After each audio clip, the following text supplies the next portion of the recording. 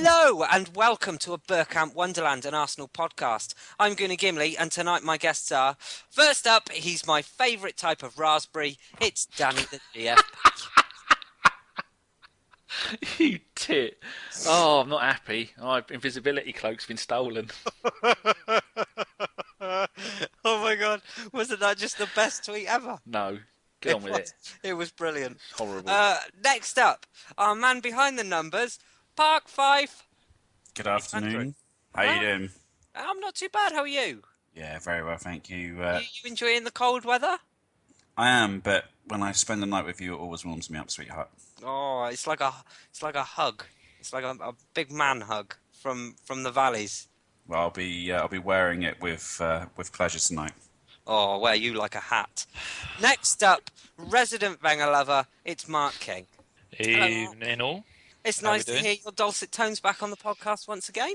Well, obviously I was persona non grata for a while there, but that's understandable. And you're on this week because one of our good listeners actually tweeted, "When the hell are you coming back on?" So we are a pod of the people. So we've pulled you back in from the cold. That was one of my other accounts. So We must introduce our final guest. Right, and finally, you may remember when we started this podcast nearly 3 years ago that we had about 5 panellists. A lot of them went, some of them came back, a lot of them just disappeared into the ether. But one of them has come back. Ladies and gentlemen, I'd like to introduce to you Lord Hillwood, or as we know him, Mr. Steve. Hello, Steve. Good evening, Warsaw calling. How you doing, chaps? All right? Nice to hear you back.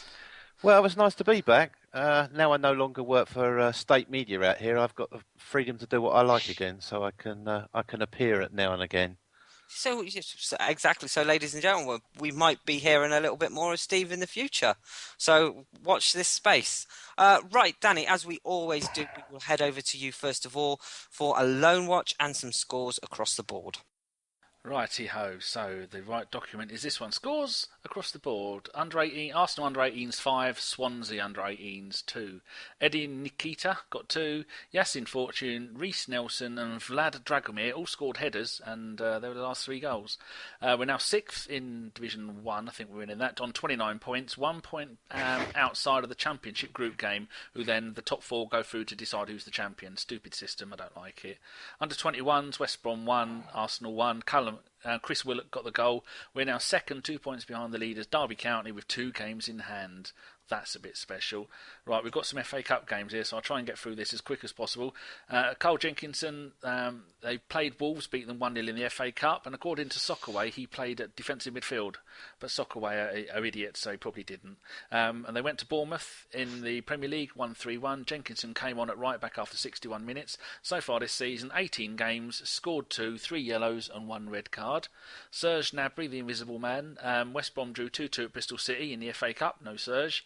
They went on to the Chavs and drew 2-2. Serge was nowhere to be seen, not even sure he's still alive or at the club. He's played 12 minutes in 1 game as a sub all season for them, so we need to get him back sooner rather than later. In the Championship, Damian Martinez is just back from injury, so he was on the bench as Wolves lost 1-0 to West Ham. And in midweek again, Wolves beat Fulham 3-2 when he was on the bench. He's played 13 games this season. Ashley Maitland-Niles. Oh, fuck. Conservative. Well done. And drew 2-2 with Portsmouth. Ainsley played 58 minutes before being subbed off for the eventual goal equaliser. In the midweek, they beat Leeds 2-1 and he was an unused sub. So far this season, these are all league games. 23 games and 1 goal. Chupa Chupa Apcom and Isaac Hayden. Hull beat Brighton 1-0 in the FA Cup. Hayden started in midfield. Again, Soccerway could be bullshit, who knows. And no sign of Chupa Chupa. Then in the next game was in the league, beat Cardiff 2-0. Hayden come on after 75 minutes and Chupa was an unused sub. Apcom is now 23 games, 3 goals. Akpom. Shut your face. Zach has played 10 games and had his loan extended for the rest of the season, which is good news for Hull. I think, maybe. Super John Terrell. They lost 2-1 at home to Bournemouth in the FA Cup. John came on after 68 minutes. Then in the league, they drew 1-1 at Forest. Apparently, someone tweeted me and said that he played wide left and that he wasn't overly impressive. Might have been for the FA Cup game. But in the Forest game, he scored the opening goal, and that's his 5th goal in 21 games, and he played brilliantly. So it must have been the FA Cup game he saw. Wellington, the boot Silver. Oh dear. They drew 1-1 away to the mighty non-league Eastleigh in the FA Cup. Lucky not to lose. Shitty goal for the equaliser. Silver played the entire 90 minutes and did slightly less than fuck all.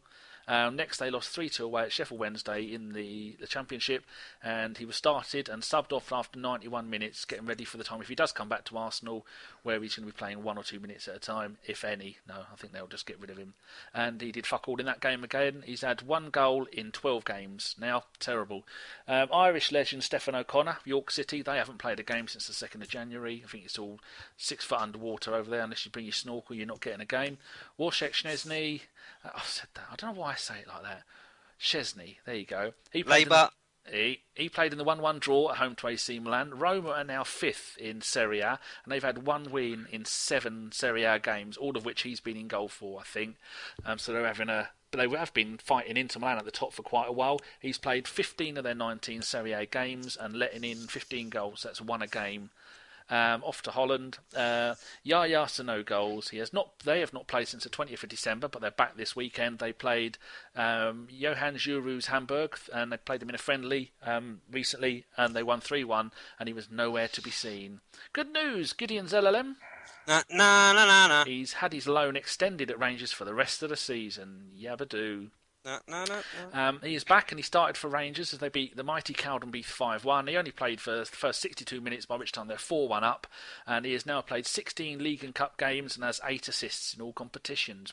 Woof, there you go, done, move on. All done. Yes. We covered 2 games on the podcast tonight. So the first of which is our 3-1 win over Sunderland at home in the FA Cup. I didn't actually see this game as I was out. So Andrew, enlighten me. How did this one go? Yeah, sure. It was a relatively good match. I think what we saw on the weekend was some good strength and depth from the team. I don't think it was necessarily the best performance from the midfield duo of Chambers and Chamberlain, but the strength and the quality showed around them. I mean, if you go from the back, I think Czech was solid again in goal. I wouldn't really blame him for the goal. Unfortunately, we were at 6s and 7s for the goal, and it was yet another mistake. And I think Mark and I were discussing at half time who we actually felt was at fault, and I think there's a little bit of debate there. It was one of those again where Gibbs has put Koscielny under unnecessary pressure, and Koscielny perhaps could have taken a better touch, but I just don't see why Gibbs is doing that. And when that goal actually happened, the thing is, a few people around us could say that they saw it coming. We didn't start the game. It was a typical first half Arsenal performance. We didn't really come out the blocks. We didn't really push Sunderland the way we could have done.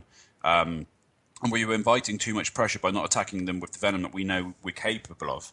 Obviously, that was much the difference in the second half. I thought it was fantastic to see Iwobi stepping up to the plate. I know he usually plays as a centre forward for the under-21s, where he took the number 10 role.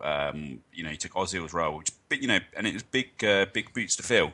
And I think he was especially impressive. And he looked to me kind of like the kind of player which Zelalem was hyped up to be 2 years ago in the FA Cup, and it was the way he settled into the team. He was taking the ball on. He was constantly hungry for the ball and looking to play through balls to players. His vision was exemplary. So that was a real positive. But for me, we played fine, but there were still some weaknesses to the game.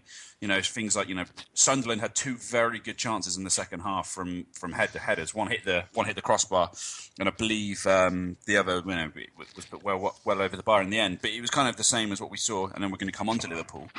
But we saw from the Liverpool game that the third goal, defensively we're not commanding at the back. We're not commanding the space. We're not commanding the aerial duels as we should be, and that really could have cost us.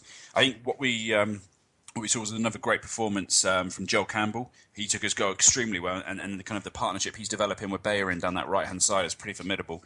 Bellerin again, I think he was man of the match. He was outstanding, and it was it was an all round a decent performance. Although I felt that when we brought Ramsey on, that was the game changer. Ramsey and Arteta both came on, and we were far more. There was far more drive about the game when he came on, and the way he took his goal was just splendid. Although disappointing again for me was Theo Walcott, who I think's now been pretty ineffectual for months. I don't think he's played well for us since he's moved from centre forward to left wing. Albeit he scored a great goal against City at home, but nonetheless, it's another game where we've carried him. We carried him against Newcastle. We've been carrying him throughout the winter break. Throughout the winter games. And after the game, Oxlade-Chamberlain took an absolute hammering by the fans. And fair enough, I thought Oxlade-Chamberlain had a relatively poor game by the ability we know he has. But one thing I would say, at least Chamberlain was trying to influence the game. At least he was, he had a shot which came off the crossbar. He played a fantastic pre-assist for the final goal, a lovely searching ball for Bayern out wide. And he was generally trying to, his big problem was what he was trying wasn't coming off. Whereas it was just another performance for me from Walcott where he's hiding out on the wing. He's ineffectual when we're carrying him, and it put us under pressure. Gibbs was, visibly, getting stressed out at Theo. And it's something I think we need to address. It's good to get the the win and to progress to the next round of the Cup. Not the most convincing performance, but nonetheless, we did well. Very good. So there's a lot to pick apart there then. Where do we start? I think we should start with Joel Campbell because it was another great performance, and we will touch on another great display last night that he had against Liverpool.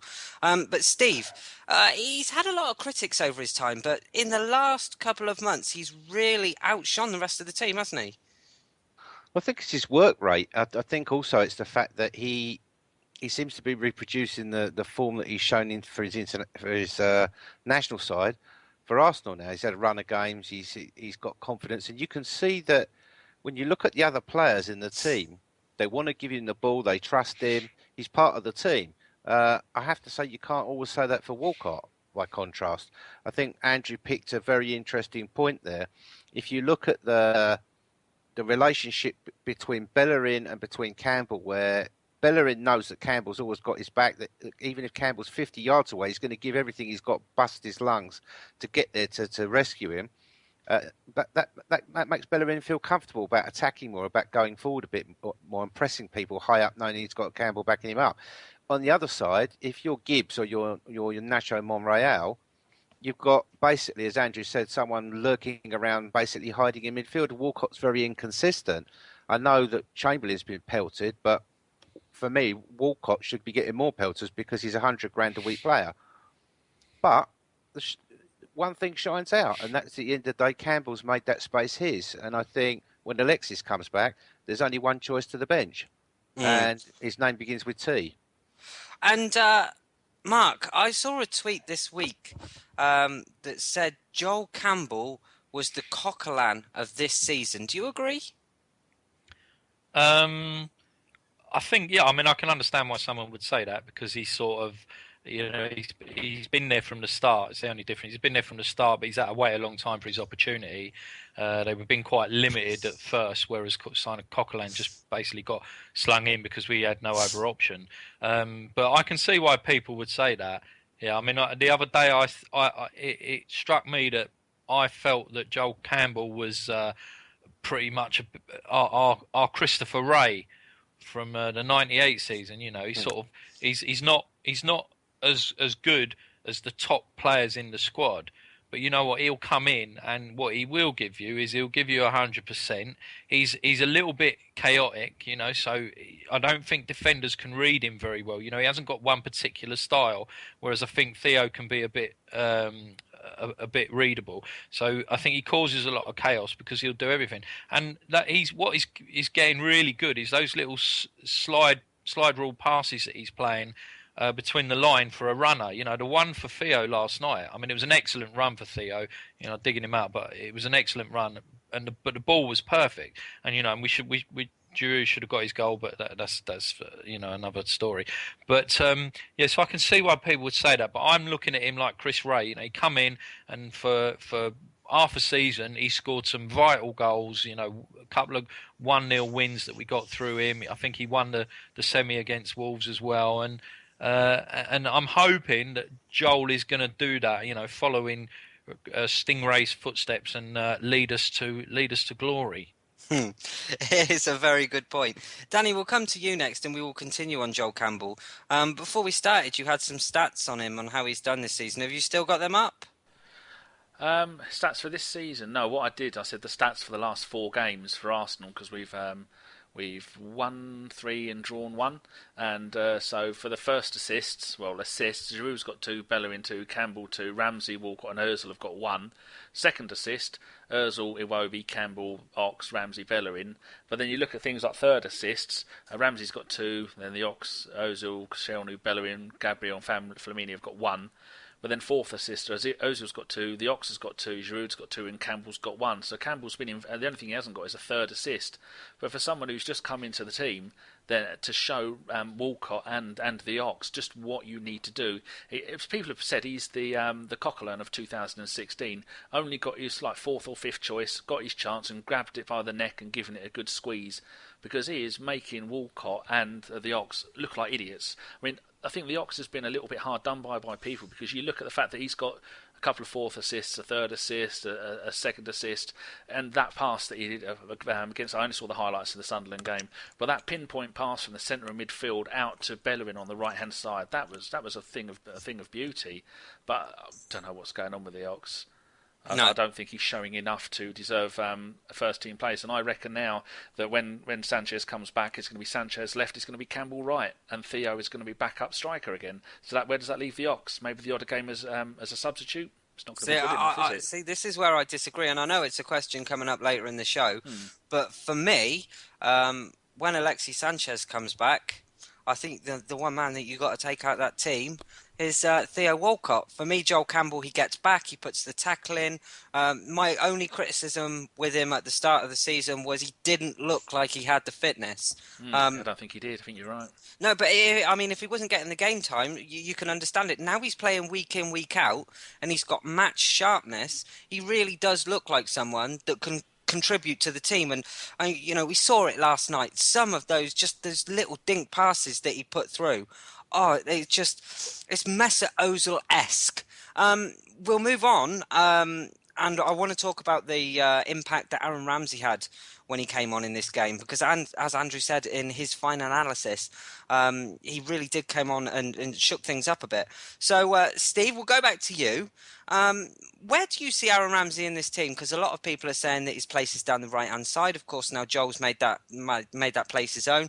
And he's really playing through the middle at the moment because of the injuries to Cazorla and Coquelin. So where do you see him fitting into this team when all is fit? And just how highly do you rate him? For me, when everybody's fit, I think Ramsey should, or in theory, would go back to the right. However, now we've got an issue, haven't we? Because if you've got Alexis back fit, and he's one side, and you've got Joel Campbell the other, and you've got Cazorla fit with Coquelin or El Neni in the middle, where does Ramsey actually go? There's no space for him there. Is he good enough to supplant Cazorla? Can he do the things that Cazorla does about playing the team out of tight positions, giving the team an out to get rid of the ball out of tight defensive positions? No, I don't think he can. Does he have the discipline to stay back and sit with Coquelin and defend the back four? Clearly not, because if you look at his heat maps through a lot of games, when he's supposed to be playing in that central two, sometimes he's way too far forward when in moves where he should be set back, and he's going after goals for himself all the time, and he doesn't want to pass. So yes, he's a good player, but by any other team standards, he'd be a first choice. But for me, if everybody's fit at Arsenal, I don't think anybody's a first choice in that midfield, apart from Coquelin, who has proven himself to a position. The other thing is, how much longer can Cazorla last there? And the question is, does Wenger go and buy to replace Cazorla? Can Ramsey replace Cazorla? No, I don't think he can. I don't think he's got the ability with his feet. And with Alexis and Joel Campbell either side, that means that Ramsey's going to be second choice on the right hand side position. So it's a very interesting dilemma for Arsenal to have. And I'll bring in everybody else on this one as well, because I think it's quite an interesting question. Andrew, do you agree with what Steve said there, or do you think that there's maybe somewhere else in the team that he can play? Yeah, and I do agree with what Steve says there. It's one of those dilemmas which you want to have, but we always seem to get them at Arsenal. One area which I know you can one area which we've been blessed with in the recent years is just a sheer number of quality attacking midfielders. Sometimes we haven't had a best striker around. We've had a bit of a shit defence, but we've always really had top number 10s or playmakers. And Wenger's got like a real fascination with them.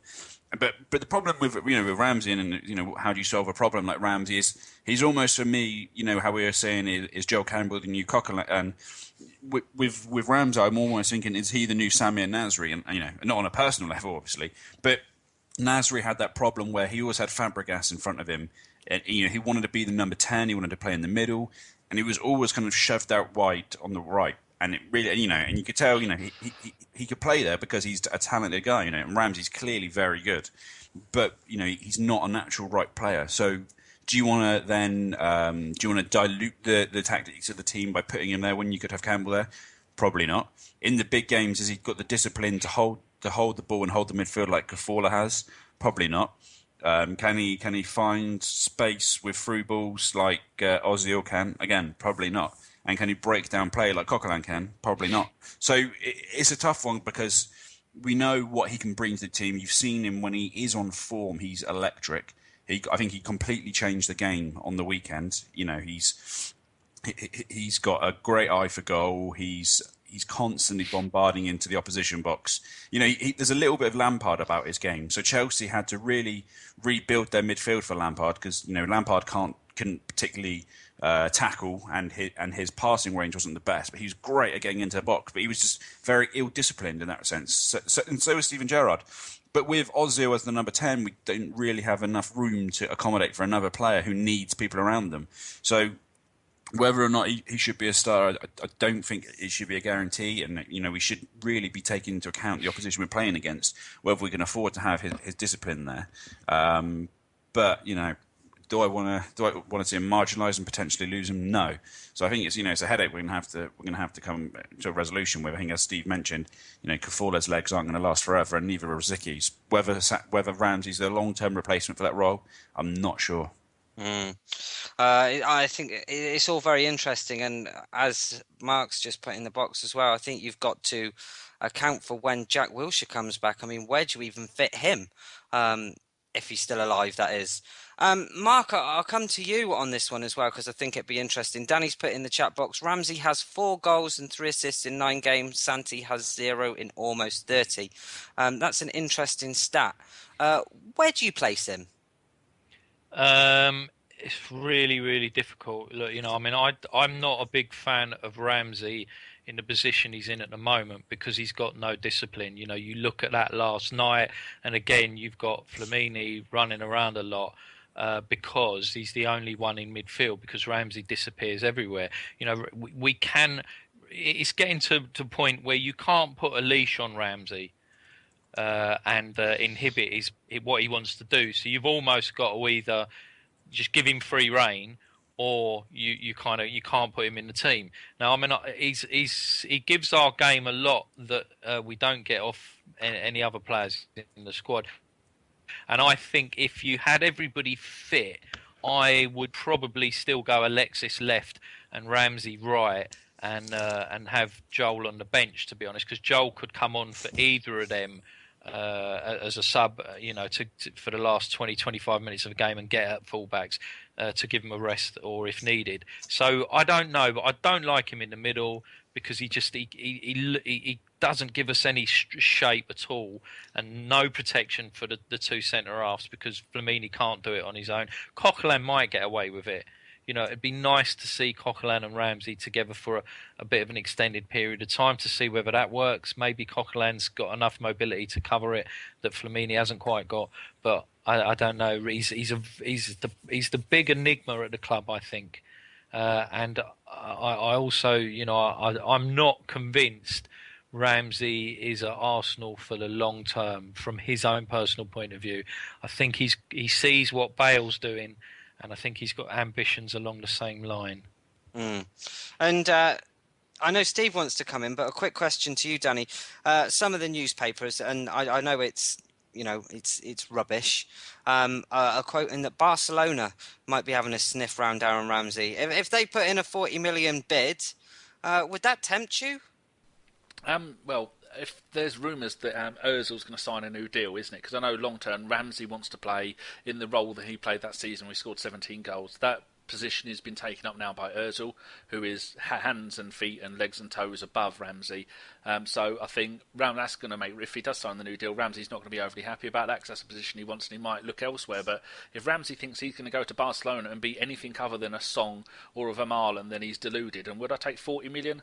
As much as it would upset Mr. Davis, yes I would. Take it every penny, because personally I'd rather see Jack in the centre of midfield if he can ever get his legs working. And I love Ramsey, I think he's brilliant. I mean, his recent goals and assists, I like everything about him, but like one of these lot said in the box, because I'm looking at a different window, he's not. Santi's both feeted, but you give the ball to Santi, he calms the game down, and then everybody goes back to their positions, and then he gives the ball out as he needs it. He doesn't run off wildly in any direction, which is what Ramsey does. So if we get offered 40 million, take it. Well, I wouldn't like him to go, but I think he has got delusions of grandeur. I mean, like Bale has, but he's not a Bale, is he? I've got delusions of ganja.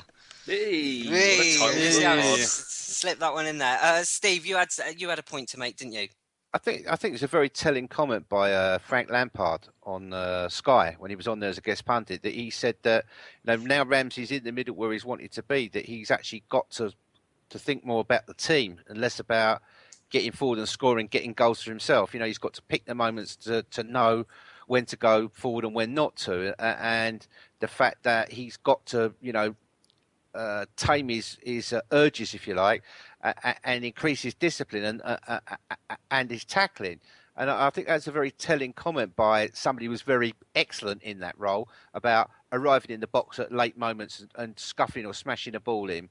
But I think this indiscipline thing by Ramsey is actually quite curious. He's made comments about going to Barcelona before, or Real Madrid if a big club comes in for him. And I think, he probably does have some, if you like, temptations to go and do that. He won't be doing it for the next 2 years, though, because they've got a transfer window ban now. I think they can still buy and sell in this one. But if they offered 60 million for him, I'd let him go. But, to be fair, what's he going to do there? Is he going to sit there and clean one of the existing midfield's boots? Because he's not going to be the first choice. So, he's not going to get game time. But whatever floats his boat. I think, as Mark said, he is an enigma. He's the sort of person that doesn't really fit in. You couldn't really see him playing in a number 10 role, and he's not going to get that with Ozil. So very interesting. Andrew? I think that's an interesting, because obviously I alluded to Lampard earlier, and it's a really good point there what you bring up, Steve. I think one of the biggest problems, and you look at players who you'd think is quite similar to, or maybe some of the players he really looked up to growing up, and what his style represents, you can definitely point to, Steven Gerrard. I remember when Ramsey signed for Arsenal, he said, "I want to be Arsenal's Steven Gerrard." I think he was a Liverpool fan as a kid, but don't quote me on that. And obviously, Lampard as well was going to be one of those kind of players. And Gary Speed, probably. Maybe, yeah. But I guess the point with Gerrard and Lampard, both very talented footballers, but the way in which Chelsea got the most out of Lampard and the way Gerrard got the most out of Liverpool got the most out of Gerrard, at times they were both very ill-disciplined players, both very Roy of the Rovers players. They want to shoot, they want to score, they'll be shooting from 30 yards, 40 yards, with minutes to get, and it's not. That's not Wenger football. Wenger, idolises. He was coming out and saying about Ozil the other day. What we like about Ozil is that he never makes bad decisions. He never makes rash decisions. He waits for the right time. Now, people like Lampard and Gerrard were obviously very good players, but they were very different in that respect, and more akin to Ramsey's. And they ended up, shoving them out wide on the wings too. Actually, Gerrard, in a 4-4-2, played on the right for some seasons, and Lampard played on the left. But they came into their own when they were the pivot point of a midfield. So when the team was built around Gerrard, his deficiencies were kind of were met by Alonso and Mascherano, I think. And then at Chelsea, Lampard had Ballack and Essien behind him in his peak years. And so if that's what we're going to do at Arsenal to accommodate Ramsey, that's Ozil's position. I know obviously we're talking about Ramsey versus Cafalla, but and Ramsey as a box-to-box player potentially. But if you're going to build a team around Ramsey because you want him to be the star, you have to have him in a further advanced number 10 role, because you can't have him as the box-to-box because he's too disciplined. He can't be your Ballack, and obviously he can't be your Essien holding midfielder. So I just don't see Wenger adapting the tactics that much to suit him in the near future, when we've got a midfield, perfectly balanced midfield in Kaffola, Coquelin and Ozil. That works. But nonetheless, I know Davies is going to be spitting right now. He's an undeniably talented player. And I think it's a credit to his ability that we're even, debating this at such a level, where you could fit him. Because I think, even though we've got a big money offer that the club would consider it, but it would be a real shame to lose someone of Ramsey's talent and ability. Because as I would say, he's a game changer. He is a game changer. And there's very few of those around in world football that will cost you, that will cost you anything less than 50, 60 million. No, and I wouldn't want anyone listening to this thinking that we were all down on Aaron Ramsey, because we're really not. I love him. He's brilliant. No, exactly. So do I. I think he's a fantastic player. But yeah, we'll move on slightly then from the game itself then. And I'll inform you that was our 13th consecutive FA Cup win, which is quite a record within itself. The actual record's 22 when Blackburn won it 3 times in a row. Is it really? But they played in 4 cup finals in a row because one of them was a draw. But yeah, I mean, it's still, because 13 is still amazing. Yes, you've got 13 out of the way. That's the important bit. Well, Burnley up next. Seeing as you're piping up, Danny, the next question can go straight to you. I wish I hadn't said anything now. Now, I've seen a few tweets in and around FA Cup weekend that alluded to, and I won't say who tweeted them because his name's banned on this show, because Davies said it way too many times last week.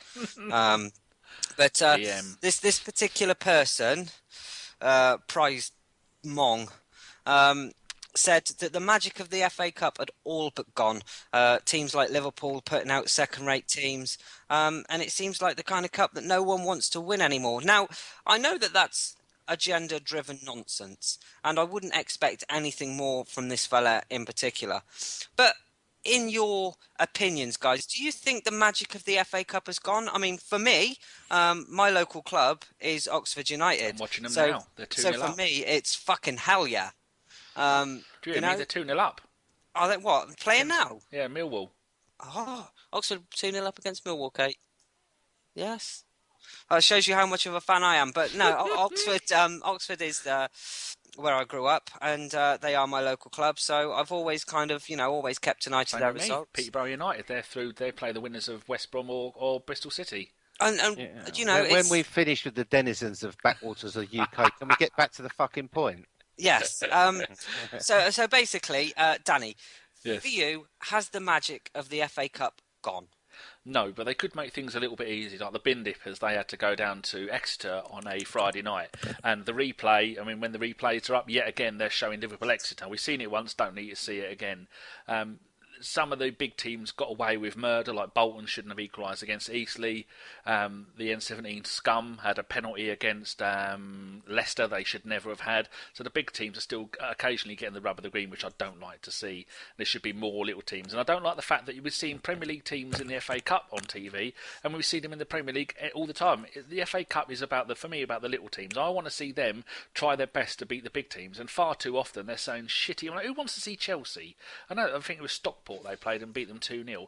But there's so many games there that could have been shown, but they didn't show them, which is just stupid. It should be a time for the smaller clubs to be on TV and everyone get a chance to see it, rather than stuffing more cash down the wire fronts of the big teams. It annoys me. But no, I still love the FA Cup. My boys are should be through to the next round after they beat West Brom or Bristol City. That'd be brilliant. And it's in this country. I think we have a habit of loving the underdog, don't we?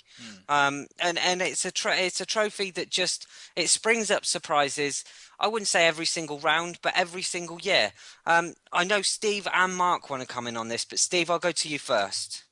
I think for me, there's sort of like a toss-up between the magic of the cup, because the magic of the cup for me, when I was a kid, was the fact that it was the biggest competition that English clubs could be in, because in the way back when we weren't allowed in the European Cup because the FA wanted the emphasis to be kept on the FA Cup. That was how stupid they were. But now it all seems to be driven around the fact that the BBC have not really got any football, so they've got the FA Cup, so they're driving everybody insane about the alleged Magic at the Cup, which basically equals playing on shit grounds in dreadful conditions with refs making crap decisions. And, occasionally some little team gets on the telly and gets a few quid out of it. But the really bad thing about it for me is the fact that instead of showing, as Danny said, instead of showing those games and giving those players a platform to show themselves on, they just keep picking Man United games all the time. And BBC have done it again this round. They certainly did. Not BBC Wales. They had Swansea v Oxford. Thank you very much. And I sat down and watched a lot. Mark, your point on this? No, I think it's difficult to ask Arsenal fans at the moment about as the Cup lost its magic, because when you've won it for 2 years running, and you've had some great wins over Spurs and Liverpool and United on your way to winning it, of course we're still going to believe in the magic of the Cup, but I maybe for a lot of other clubs it doesn't quite mean so much now, because even though it should be still about trying to win trophies, because that's the aim of any football club, the money in the game has made sort of finishing fourth more important than winning the FA Cup. If you said to Leicester City this year, you got a choice: finish in the top four or win the FA Cup. You've got to kind of wonder what some people would say. I'm sure someone like Jamie Vardy would go, "I want to win the FA Cup," but what would the Leicester owners want? Would they not see the magic of the Cup quite the same way and just want to get into the Champions League because that's where the money is? So I think it's lost a little bit of its appeal for that. Certainly, maybe for the top teams. Who may feel they've got bigger fish to fry over the last few years, but still for the smaller clubs, it's brilliant. And when you see teams go and have great results, like Bradford at Chelsea last year, it is brilliant, because it's the only chance they're going to get to play in a game like that. And I just think it's a superb day for their supporters and for their players. They may never play in as big a game as that again, but they can always say, 50 years after they've retired, they can always be sitting in the pub getting drinks bought for them because they were the fella that scored the winning goal that knocked Chelsea out of the cup. Exactly. I completely agree with you. And I think you've made a good point there about the FA Cup and how high Arsenal fans, proper Arsenal fans, I might say, not that twat, hold it in high regard. Andrew, your take on this? Yeah, it was just another silly throwaway comment by Piers Morgan. I think that Mark there talking rightly about what the owners of Leicester would want versus the players. For me, the magic of the FA Cup isn't about the club; it's about the fans. And it's one of, as you mentioned there, the underdogs. We get together, and it's one of those days where every single fan in the country. It is a disgrace that the BBC just rub their hands together to put on Premier League ties because they don't have any live football. But it's one of those where it grips you as a fan because everyone's behind the everyone's on the sofa watching. Was it last year Bradford knocking Chelsea out 4-0 or 4-2 at Stamford Bridge, and and everyone in the country's behind Bradford, and it's just laughing. Yeah, but it's glorious, isn't it? There's no one competition I think that brings and unites football fans in the country. A domestic cup. It's like the World Cup of domestic football. It brings fans together. Even when Arsenal playing in the Champions League, you hear United fans saying, "Well, I'm not going to support them abroad because I'd rather they lost." And Arsenal fans the same. But it's one of those where generally 95% of the population want the smaller team to win. Everybody in the country wanted Hull to beat us in the cup final last year, and probably most people wanted Villa to beat us. But it is fantastic, and that's for me. That's the passion of the cup. Fans getting together. There's no, for once we kind of drop our tribal nature, and we all seem to be, this united front. And some of the reaction to Piers Morgan tweet I found was hilarious. I don't really take what he says that seriously. Clearly, what he said was a thinly veiled attack at Arsenal, and he's got his prerogative. But I don't know what made me laugh was, did you see Dieter Harman come in? And I think Harman said the only reason Arsenal have won it in recent years is because we're the only big team that cares about it anymore. And I was thinking, well, 2 years ago we went out and beat you with Jenkinson at right back, Flamini in midfield, and Podolski and Sonogo up front. And you had Gerrard in midfield, Coutinho in midfield, and then Suarez, Sturridge, and Sterling up front. But we've had some big games in recent years. I think Man United away was certainly one of my favourite games I've been to in a long time. That game against Everton where we had to take the penalty twice, beating Spurs at home when Rosicky done Sturridge a new one. It's given us some great moments, and so I disagree vehemently with Moron's point on that one. Mm. Although what I would say is one fact that I have alluded to in the group actually. I've actually played in the first 11 for an FA Cup winning side.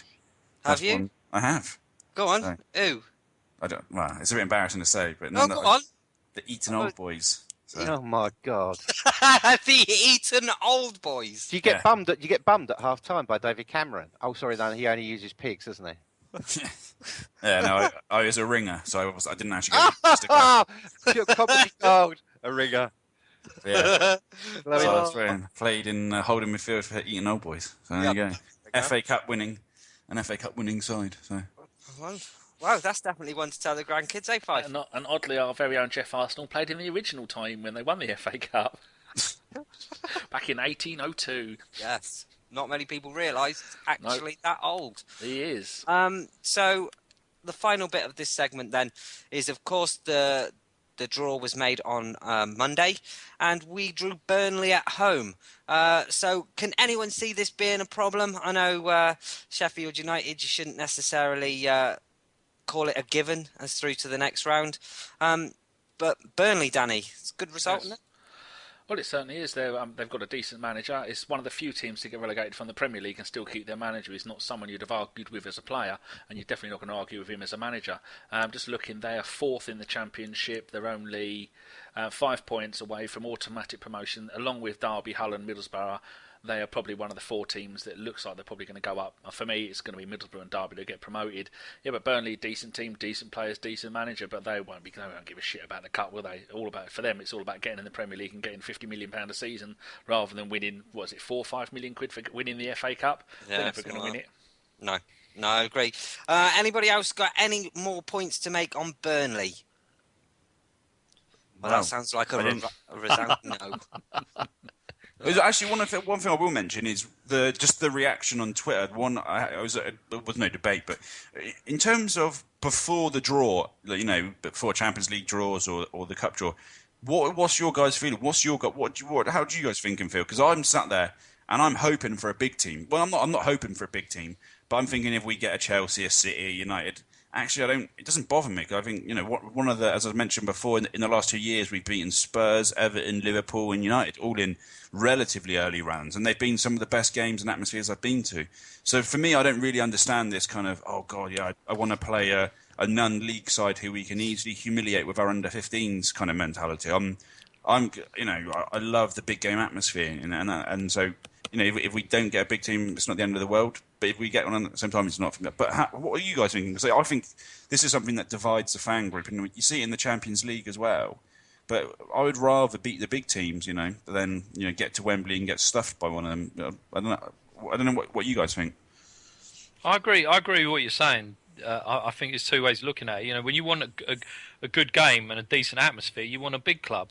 Yeah, you want a team that's going to bring plenty of fans and make some noise that's actually going to maybe wake our lot up. So I understand it from that point of view. It makes a much better match day experience. Sometimes these games, the atmosphere against Sunderland was really ropey and pretty flat at the start.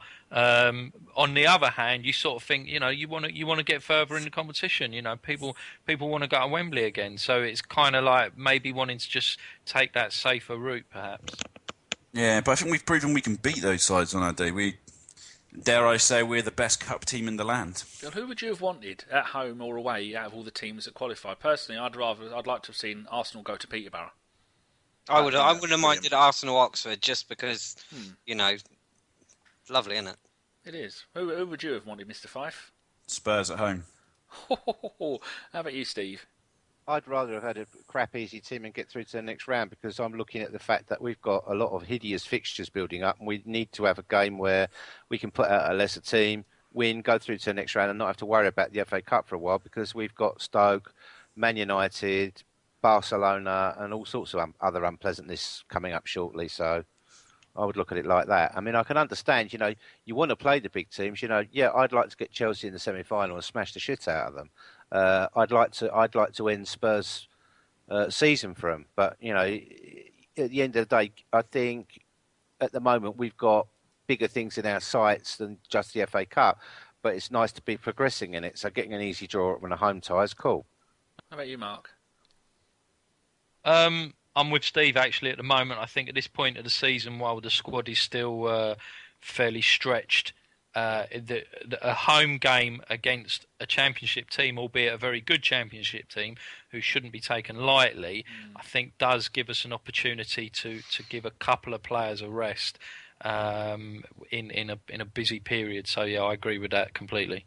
I think lucky for us, we play Chelsea at home on the Saturday. 6 days later, we're at home to Burnley, and then January. So that's 3 days later, we're at home to Southampton in the Premier League. So at least we're at home with a run of 3 games. That's the middle one. Hey, Gim.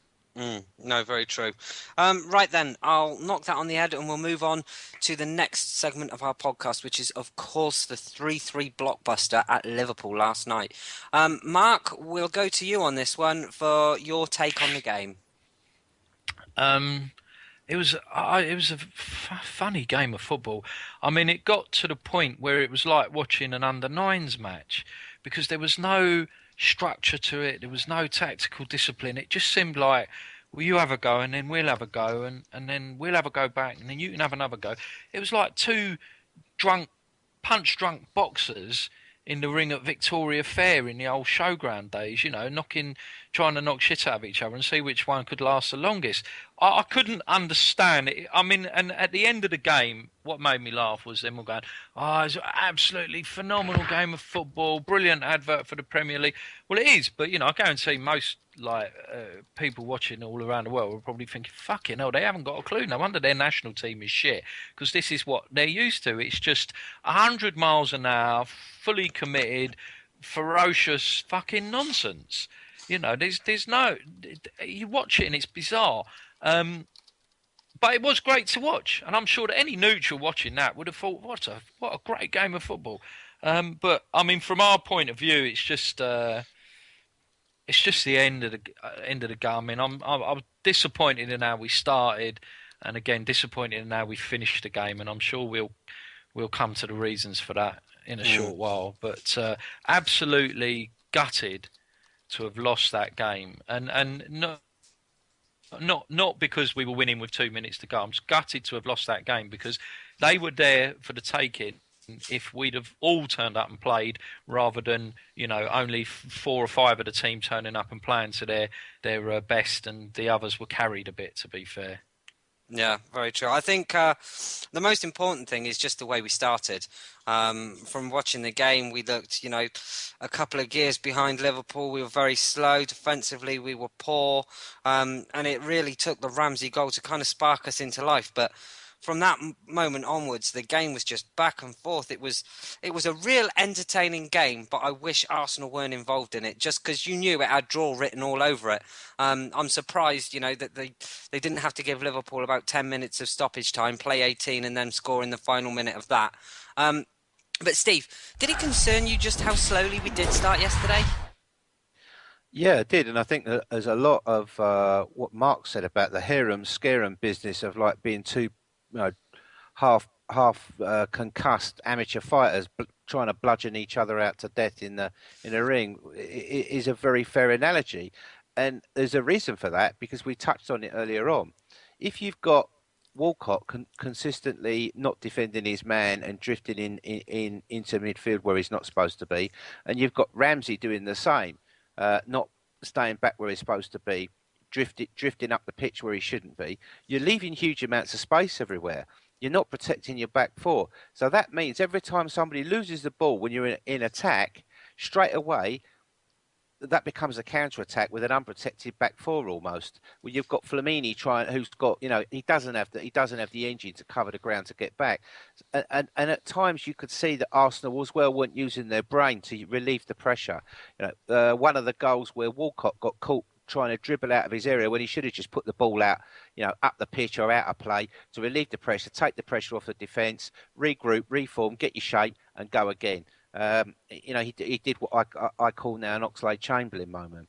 There was too much indiscipline in the side, and I think the weather played a big part in that game last night as well, because at the end the conditions were absolutely torrential and it looked quite horrific. But I thought Giroud had a fantastic game. What a fucking shift he put in up front. He terrorised the fuck out of their defence, and had his knee got there 30 seconds or 3 seconds earlier, we'd have won that 4-2.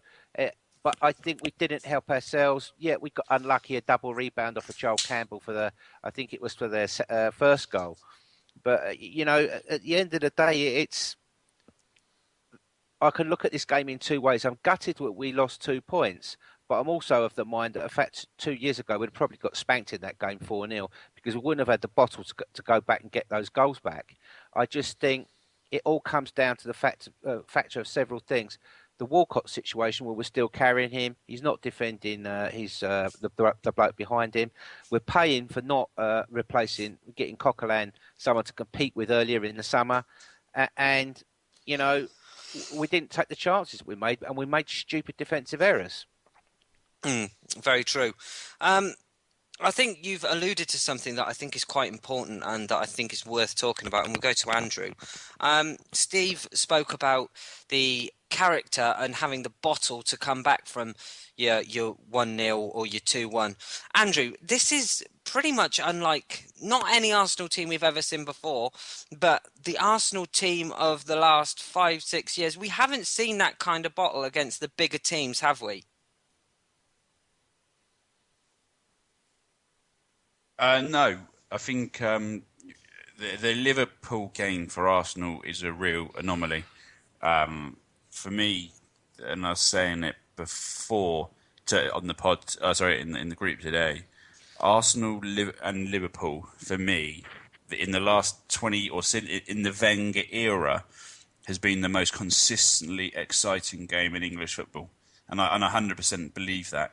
And I think it's the game in which we're tested the most consistently, in the game in which we consistently raise our game the most. I think that if you look in the Wenger era, the first few games we played the first few years against Man U were electric, and the recent years against Spurs have been electric. But they've both been, one that's faded off because Man U were then so far ahead of us, and the other one took quite a while to begin because Spurs are so far behind us. But if you look at over the course of Wenger's tenure, just look at the history between the Arsenal-Liverpool games, and I will defy anyone to find me, a better, a more competitive rivalry in English football. I think, the side with the 2-1 in the FA Cup final with Michael Owen scoring in the last minute after the Stefan Honcho handball. Then I think we spanked them 4-2 at our ground a couple of years later with Gerrard pass it to Henry, and Henry's got his hat-trick. We've beaten them 6-3 at Anfield with Baptista scoring 4 and missing a penalty. And then 3 days later, Rosický's knocked them out of the cup, with a performance that was likened to Maradona. We've had the 1-1 game at home where I think Van Persie and Keane both scored goals, which are title, contenders for best goal of the season. I think and then we won at their ground a couple of years ago, a volley from RVP in the 95th minute. A few years ago at the Emirates, we got a penalty in the 98th, and then they got a penalty in the 102nd.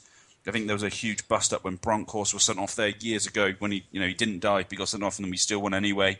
There was the Neil Mellor, that goal in the 94th minute. There was Diaby crushing Gerrard when we beat them 2-0 at their ground. There was the 4-1, there was the 5-1. There was the Champions League game when Bentner stopped one off the line.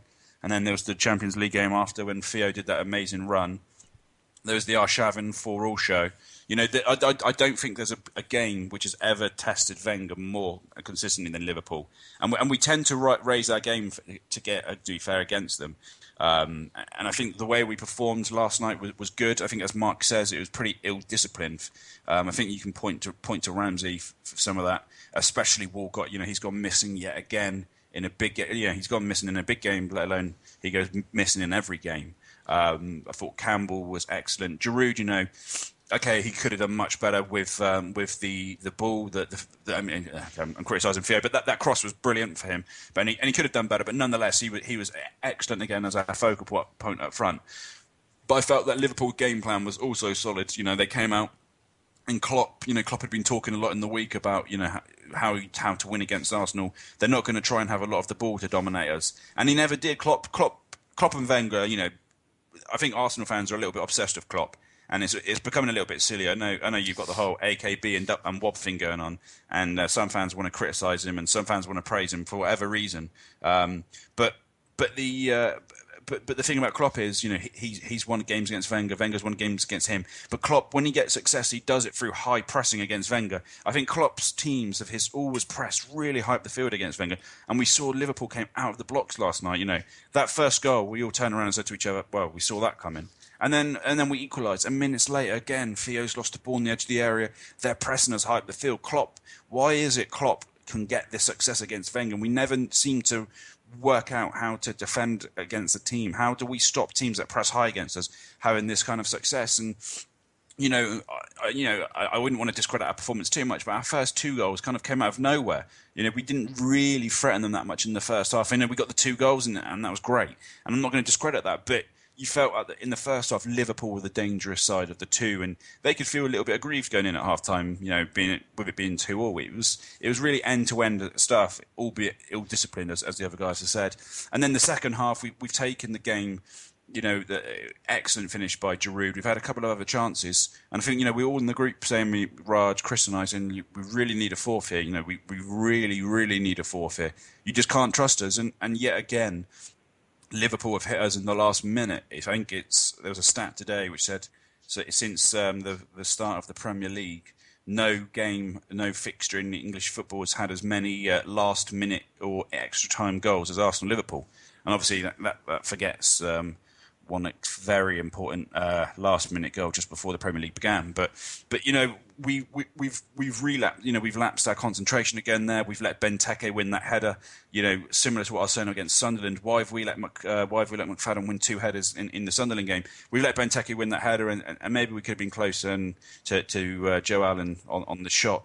And again, we got to bring up the substitutions. I don't want to dig into Wenger or the team, but why is it time and time again this season our main sub has been to bring Gibbs on? Now, why are we becoming so defensive with minutes to go? Why are we inviting that kind of pressure in? We've brought on Arteta, we've brought on Chamberlain, and we brought on Gibbs. And we've brought off, Ozil, who's holding up the ball well, Campbell, who is being innovative. And we're inviting pressure from a team that's already doing well in pinning us back, in defending. Liverpool were defending high up the field. They were pressing against us. So why are we moving back further? Why are we retrenching? I don't understand why Wenger's done that. And I'm not claiming to know more about football than Wenger. I don't. That's, But that, to me, just didn't make sense. Why would you let a team... Why would you invite a team that's pressing and attacking to press and attack more in the dying minutes of a game? Maybe we could have taken our chances better, but I think that's something for Wenger to hopefully consider, because it's not the first time. Remember Dortmund at home a couple of years ago, it was 1-1. We've gone searching for a goal, and then they've hit us again. I think it was the right back, the Polish guy. He's broken wide and he's found Lewandowski. Yeah, Piszczek. Yeah, and they hit us, and Klopp's done it again. And it's something that Klopp will continue to do. And don't get me wrong, we beat Klopp teams, but Klopp will find these kind of results against Wenger, and other managers do it as well. Southampton pressed us high up the field only a couple of months ago, and so I think something to consider. It was a good performance. It was a great game of football for the neutral, as you guys have said. It's pretty disciplined, and I was absolutely devastated because I love beating Liverpool. But yeah, it was a great game. And Steve, I know you wanted to come in. Going back to the ill-discipline thing, the ill-discipline was bad enough, but when you compound that by those subs, why couldn't those subs have waited another 5 minutes? He took them off at 75 minutes. If he'd taken one of those players off, and that player should have been Theo Walcott off, and maybe I wouldn't have brought Gibbs on. I might have brought Gabriel on instead to sit in front of the back four and head the bloody ball away. And just tell him, close the ball down, don't commit fouls, don't give away free kicks, just boot the ball away up the other end, buy time, take pressure off. But by taking Ozil off and Joel Campbell off, you suddenly lost protection for Bellerin straight away. You suddenly had the Ox doing a 40-yard run right up the other end of the pitch. His trademark move now, where he doesn't want to let go of the ball. He's like one of these darts players who can't let go of the dart. And all of a sudden, Bosch, he's been robbed, and they're on the counter-attack, and there's a massive space behind him because no one's bothered to drop in there and cover it. And, the pressure's back on again. And, if you look at how that free kick got given away, that was because Koscielny got drawn out because there was no one sweeping in front of the back four, no one protecting him, because there was no discipline there. And to hold those subs for 5 minutes and maybe to only to take Walcott off and bring Gabriel on, leave Ozil on to the end of the game, for another 7 or 9 minutes, that probably would have won that game. But I think at the end of the day, it comes down to this: is that you can't expect to go to Anfield and let 2 goals in and come away with 3 points if you've only got a 1-goal margin. As Andrew said, we did need another goal. We had the chances to get it, but the fact is that, in my opinion, the weather and ill discipline and bad substitutions are why we drew the match. But as I said before, years ago we would have come away from there having lost. I think for me, the substitutions were a major part of why we didn't win this game. I think it is worth talking about as well. Mark, I will go to you in regards to this, but we were quite comfortable before the first substitution which was made, weren't we? Which was Campbell for Ox in the 75th minute. Well, I don't know why he's become fixated with making these double subs, and he keeps doing it, and I can't quite understand why. Because I always think just unless you've specifically got to make them, just make one. Make one now, give it another 5 minutes, and make the other. Let the team settle down with one change, get used to that, and then make the other one. Why bring them both on? I don't know. And I just thought, as you said, I mean, it was like 2 punchers having a bit of a toe-to-toe, yeah. And I just thought we weren't in that much trouble. But he makes the subs, and it's a combination of things. He makes the subs, and we start to drop further and further back. Now he brings on Gibbs, who is a left back.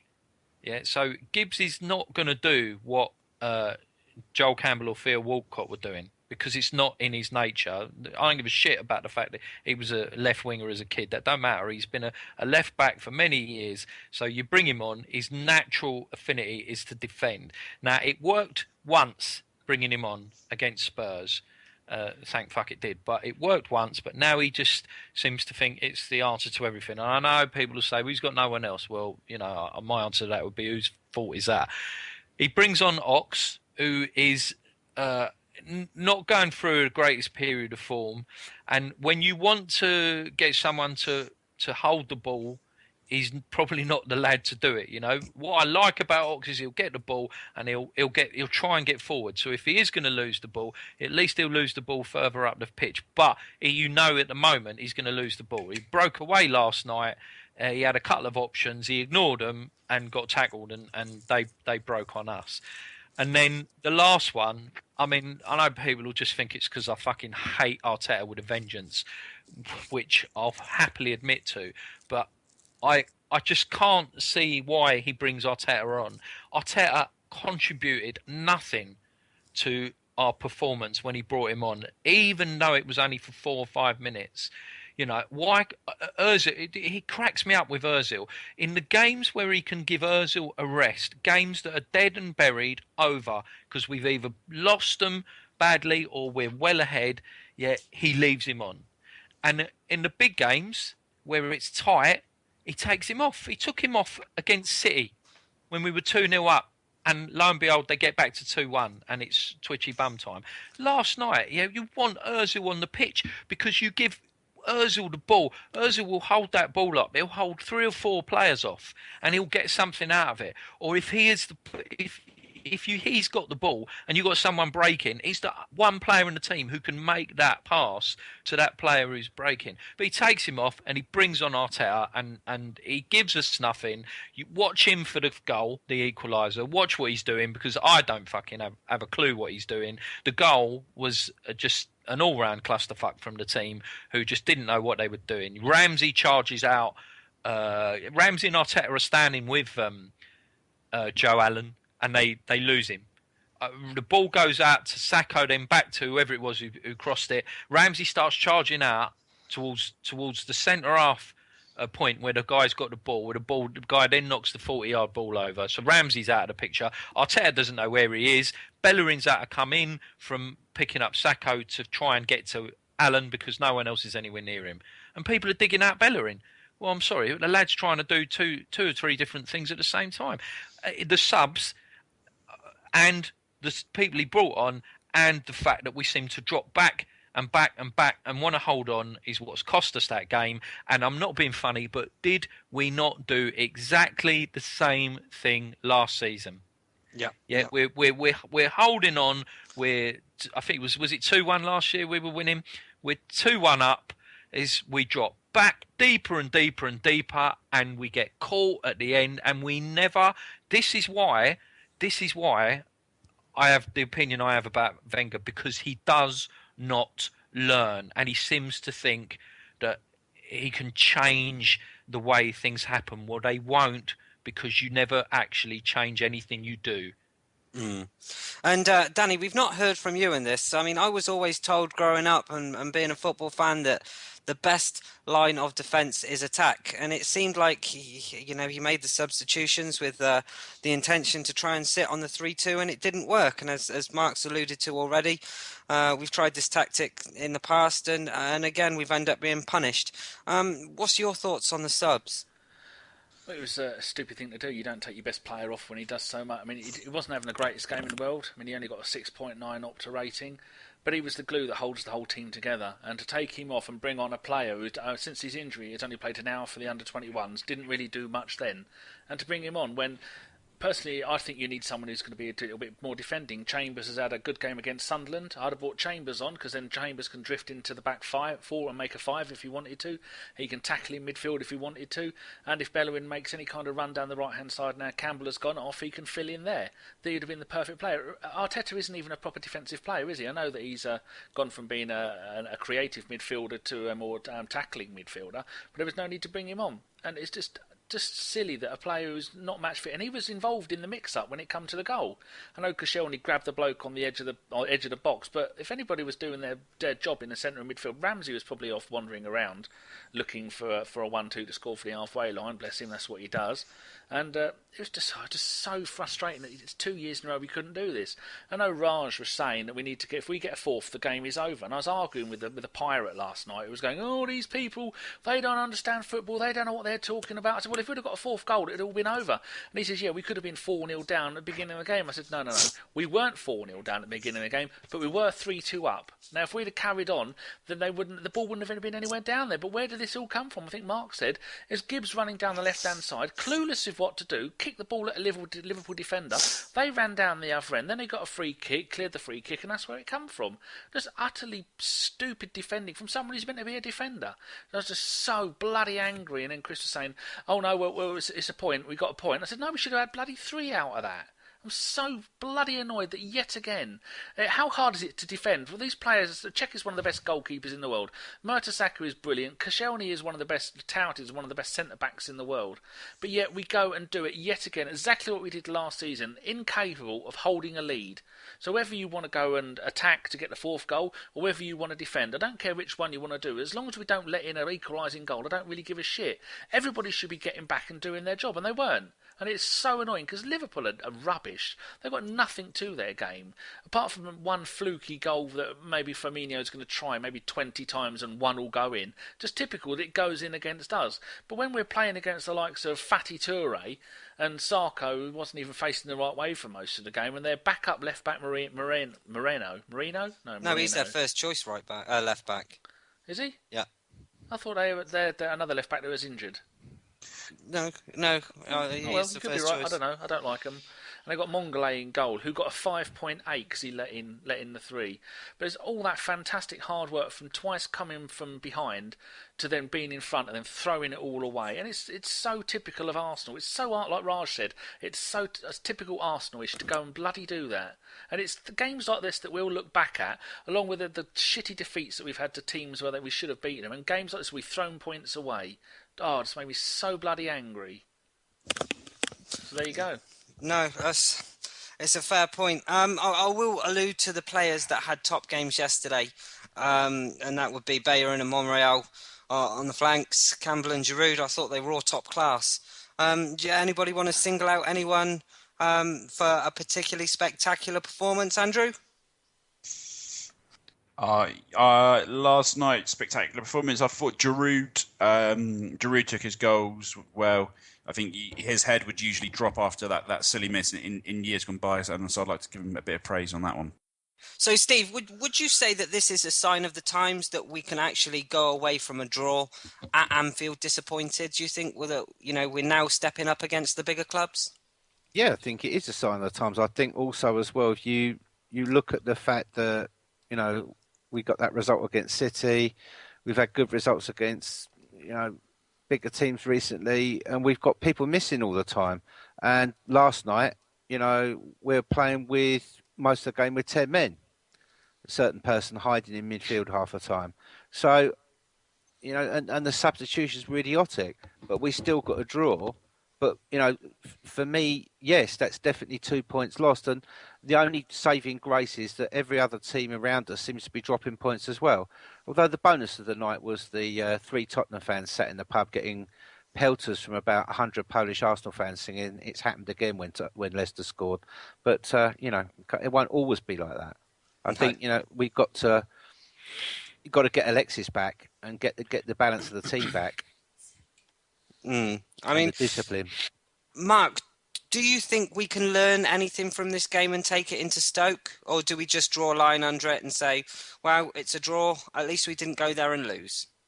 I think we're beyond learning anything from a game, Gim, because the stupid mistakes that we make time and time again, yeah, and we think we've learned from them, and then we do it again. So no, I just think it's at this moment it's just like one game at a time. I think that this is the most open the Premier League's been for a long time.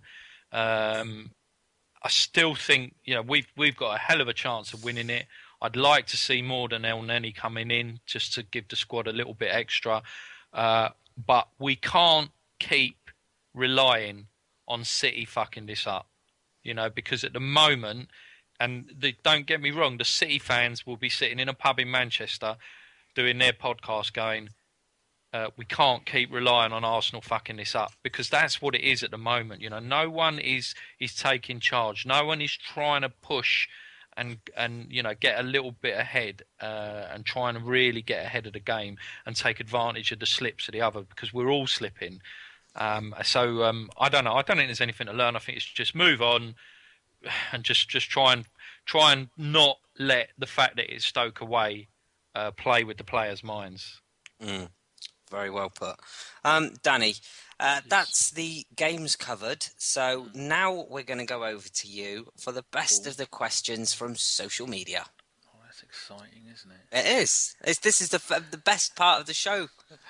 Right, from Andre, who is... Andre. Yeah, he's got so many bloody underscores, I refuse to read it out.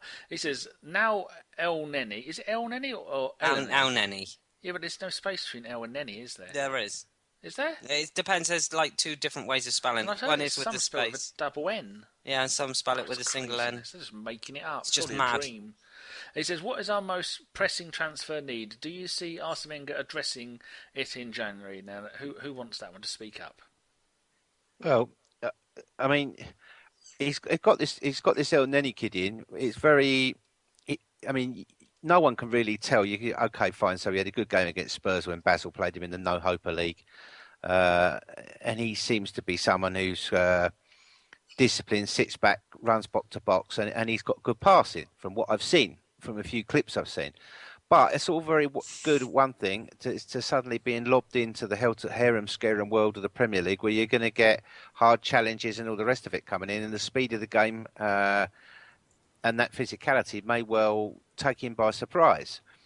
I think we know that we're not going to renew the contracts of Rosicky, Arteta, and Flamini. So, just to replace those 3 with one person, I think that's ridiculous. And to expect in the summer to pick up 2 or 3 players in those positions is ridiculous. So if we could get another one in that position now, then perhaps we should look at that. But I also think the other thing is, can we actually add some pace to our flanks? Can we actually add something up front which is different to what we've got that's going to score us goals and is a lethal finisher? And yes, we could do, because we could go and buy Chicharito or buy a Leverkusen. He's scoring goals for fun. It'd be horrendously amusing for him to get him back and get him to score a hat-trick against United. But I think his pace and his way he brings players into play, the way he finishes off scrappy goals and stuff is exactly what we need. And, you know, it would give us another option. And it would give us some more goals. And I think at the moment that would be a good thing to do. And he's got 11 goals in 12 starts for Bayer Leverkusen at the moment, if anyone's interested. Right, well, this is a quick one because this is just for Mark. It's from David Moggy. He says, ask Mark if it's his round yet. It's got to be. And Mark has just tweeted at 9 o'clock. Good night, Twitter. So he's off to bed at 9 p.m. That's a rock and roll lifestyle. Is it your round yet, Mark? It was, but he's gone to bed, so I can't get him one now. He's lost out there, hasn't he? Tucked him up in his bed. So you give him a little kiss on the forehead and read him a book. Lovely. Right, Rob Parrott says, what is our best central midfield pairing, assuming everyone is fit? I'll give you all a go on this, so while I got you, Mark, you have a go. It is still, for the shape of the team, I believe, Coquelin and Santi, I would say. Does anybody disagree with that? No. No. Well, there you go then. There's no point asking anybody else. Lovely, lovely. Getting through these like a dose of salts. Okay, Ellis Mel says, Arsenal have been criticised for a lack of character. Do we still lack leaders in the current squad? Mr. Fife. Why are you laughing? About? Fucking leaders in our squad. Jesus Christ. Yeah, no, I do think that we do. I do actually think we lack leaders. Leaders. I mean, you could argue Cech is a leader in the sense that, you know, he's experienced. He calms down that defence. You know, visibly, look at that defence this year compared to when it had Ospina in goal or when it had Chesney in goal. I think there was something came out the other day that he speaks Spanish to the two fullbacks, French to Koscielny, and German to Mertesacker, or English to Mertesacker. You know, and he's very much a calming influence. I think that in the team, Coquelin looks like he could emerge as a leader someday, but he's still a bit too young and inexperienced. Koscielny, I think he's a bit of a pseudo leader. You know, he can lead, but he's not a natural born, you know, leader like we've seen the likes of Adams or, you know, Vieira. And then apart from that, there's no real leaders. You know, we've got experienced players, we've got international cup winners, but there's no one who you think is going to grab the team by the scruff of the neck. You know, I think was it Lee Dixon was saying when he first joined Arsenal, they pinned him up against the wall. The leaders, you know, and Adams pinned him up against the wall and basically said to him, you know, this is your first ever North London derby. You're an outsider. I can play like you want to win, sort of thing. And I don't think we've got that kind of character, you know, in the dressing room anymore. I'm not sure if there's, you know, if that's a conscious thing, whether Wenger doesn't want that kind of player anymore. But we certainly don't have that kind of, you know, that passionate on the pitch player who's going to do that for us. We've got people like Arteta, who people say Arteta's a leader in the back, but that on-field presence, I think we don't have, and it still does cost us some points. Anyone else want to say anything about this? No, I don't think we do have any leaders, and I think what we talked about, tactical indiscipline, leading to fucking space all over the pitch last night. If you'd have done that as Ramsey and Walcott have been fucking around like that with Adams and Keown in the team, they'd have got a right battering in the change rooms at half time. And I think it is a conscious thing by Wenger. He doesn't like shouting or people arguing or giving people bollockings in the dressing room. And I think actually it's a shame, because I think that passion, that leadership, and you know, having that authority to go up to him and say, look, you're not supposed to be there. Fucking get back and mark him, or I'm going to knock you out. That's exactly what we do need, and that, you know, maybe is something we need to change. Yeah, I think I kind of agree. Don't get me wrong, I agree completely with what Steve and Andrew just said. But one thing that's dangerous about that argument is that it makes it far too easy for people to say, "Oh, you want players like Tony Adams, like Roy Keane, You want mentalists in your side, Patrick Vieira. These players don't exist anymore. That's what you'll get, and they write off that argument with it. Well, you don't necessarily have to be someone who does that, but what you need is someone who understands about in-game management on the pitch as the captain of the team, and that when he sees the subs that have been made and he sees that the team is dropping back, he fucking knows that he needs to get that team up, 10 yards up the pitch. Instead of camping on our 18-yard line, push them up a bit and make it the 25-yard line. But that's the kind of leader I'm. I'd love to have someone like Adams or Vieira, but the problem is that John Terry's probably the last one of that breed, and they are very, very hard to find. But if you look at how and no matter what people say about Vincent Kompany as a player, forgetting his injury problems, when City have Kompany in their team, they're a far better side than they are without him, because he is a leader. He will lead on the pitch from that point of view. But it doesn't mean he runs around, charging around, kicking people up in the air or shouting and screaming. But he will make decisions, and he will get the team to follow his decisions because he's the fucking captain. And regardless, we're never going to get much from Wenger on the touchline. All Wenger does is moan at the fucking fourth official and wave his arms up and down, and play with his zip. So what you need is a player on the pitch who is experienced enough to know what the team needs in that game. The Invincibles were the Invincibles because they had 11 of them. This team hasn't got any. No, just a bloke with a syrup running around with bad eyebrows. Are you awake, Gimli, or do you have a little snoot? No, I'm here. Go on then. Are you any wise words on this, or shall I do the next one? Well, do the next one. I'll first go at the next one. Yeah, right, okay. This is a two-party question from three people.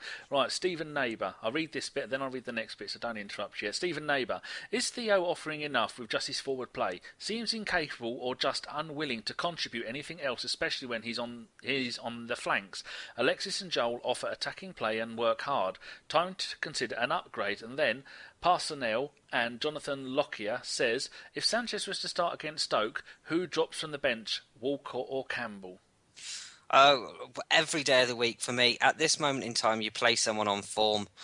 Joel Campbell has got to be the one that stays in the team. Walcott has got to be the one that's nudged onto the bench. As the guys have alluded to on this podcast, I don't think he does enough. He's fantastic when he plays against the team that defends high up. I think, if I recall, he played in that off the last defender against Leicester, had loads and loads of luck, fantastic game. But, unfortunately, it doesn't always come off for him, and he's been anonymous the past month. So Alexis comes back in the team, Walcott goes. And as for do we replace him, I think personally, if you've got Mesut Ozil trading in with so many assists, you look at how many, but you look at how many chances he's created that haven't been put in the back of the net. Squandered, you mean? Yeah, well, exactly, yeah. With a prolific striker. I won't mention any names, but obviously we know who the ones in Europe are. But with a prolific striker in front of Mesut Ozil, I think personally we'd be able to piss the league year in, year out. Yeah, that combination he had with the videotapist at Real Madrid, that combination they had where they were scoring, I think, a goal a game between them.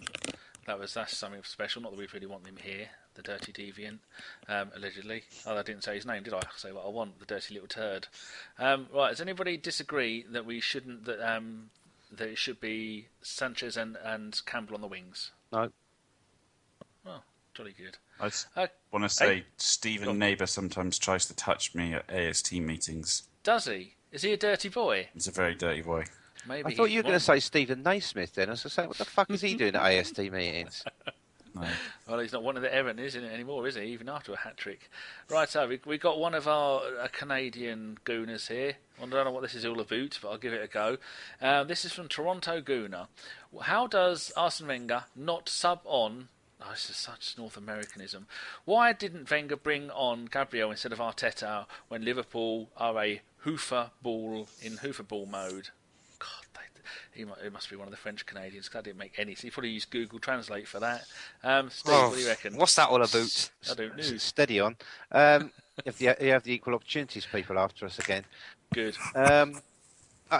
all the substitutions were a complete mess last night, and for me, I think Arteta should not be playing. Okay, yeah, I can understand. This idea that he thinks he needs game time, but you don't bring someone who's got a propensity to give the ball away, get knocked off the ball, and who's only had 20 odd minutes of very piss poor performance in an under 21 game, which I watched, and he was fucking awful in it. Into a high tempo game like that where it's pissing down in rain. So I don't agree that he should have brought Gabriel on. I'd agree with what Danny said earlier on, that he should have brought Chambers on instead. And I think it was a horrendous decision. Oh, good. Anyone else got anything to say on this? Well, no? Good. Did you say no, Mr. Fife? well, no, just generally I think the substitutions. What I don't understand, I mean, obviously, it's annoying that if you look on the bench, I mean, people have been saying on Twitter all week, I don't see where we have any holes in the team. I don't see why we need to be buying players. I think once we've got Elneny, that's it, we're fine. And I looked at the bench, and I can't remember the last time we had a centre forward or a striker on the bench. But I don't generally. When was the last time we had a striker on the bench? Do you know?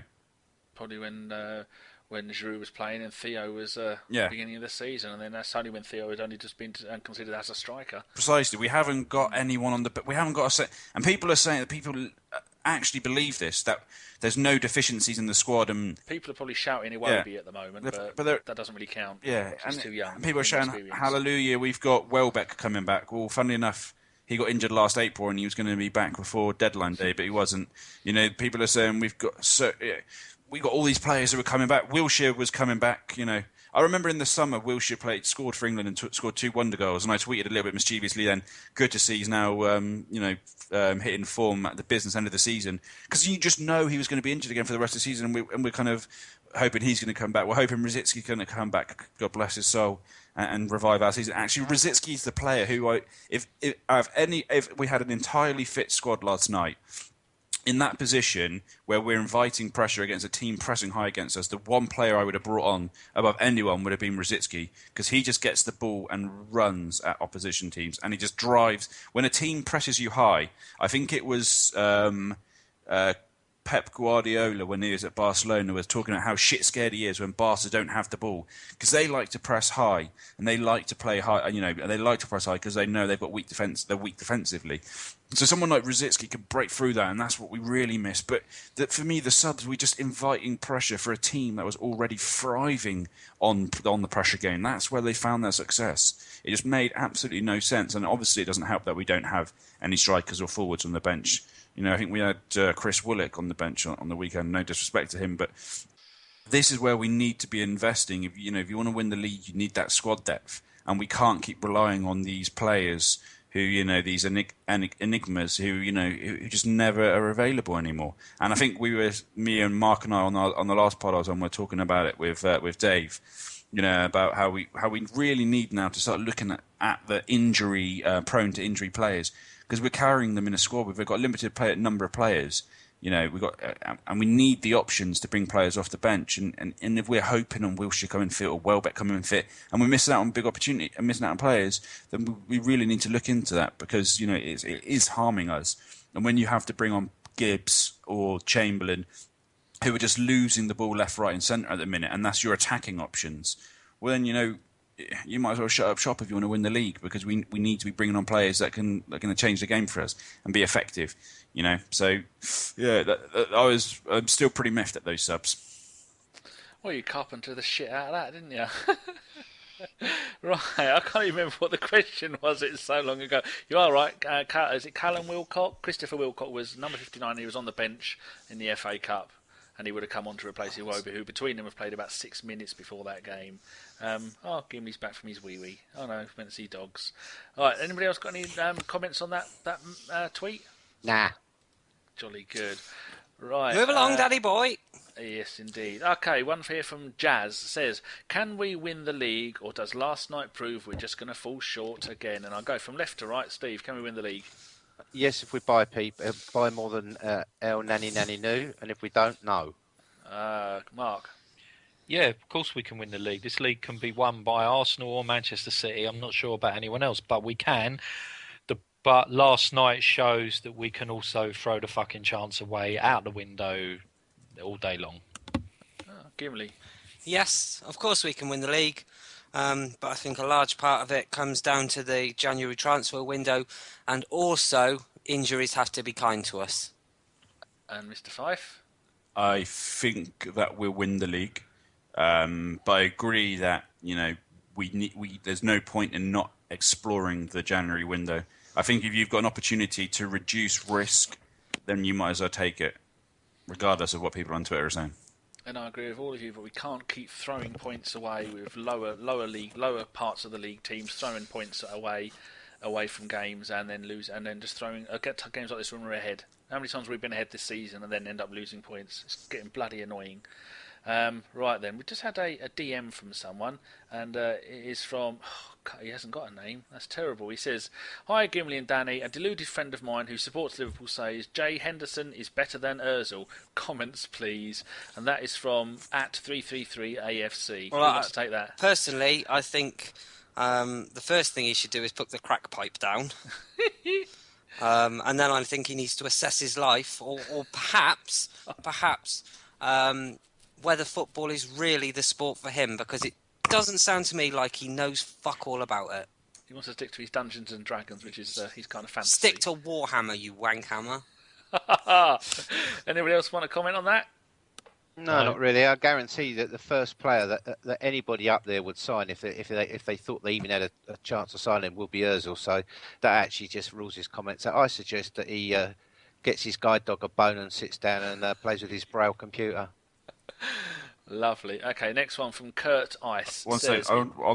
On that one, yes. Do you not think that Henderson looks a little bit like that guy from Hollyoaks who got AIDS? What, hearing aids? No idea. Didn't hear it.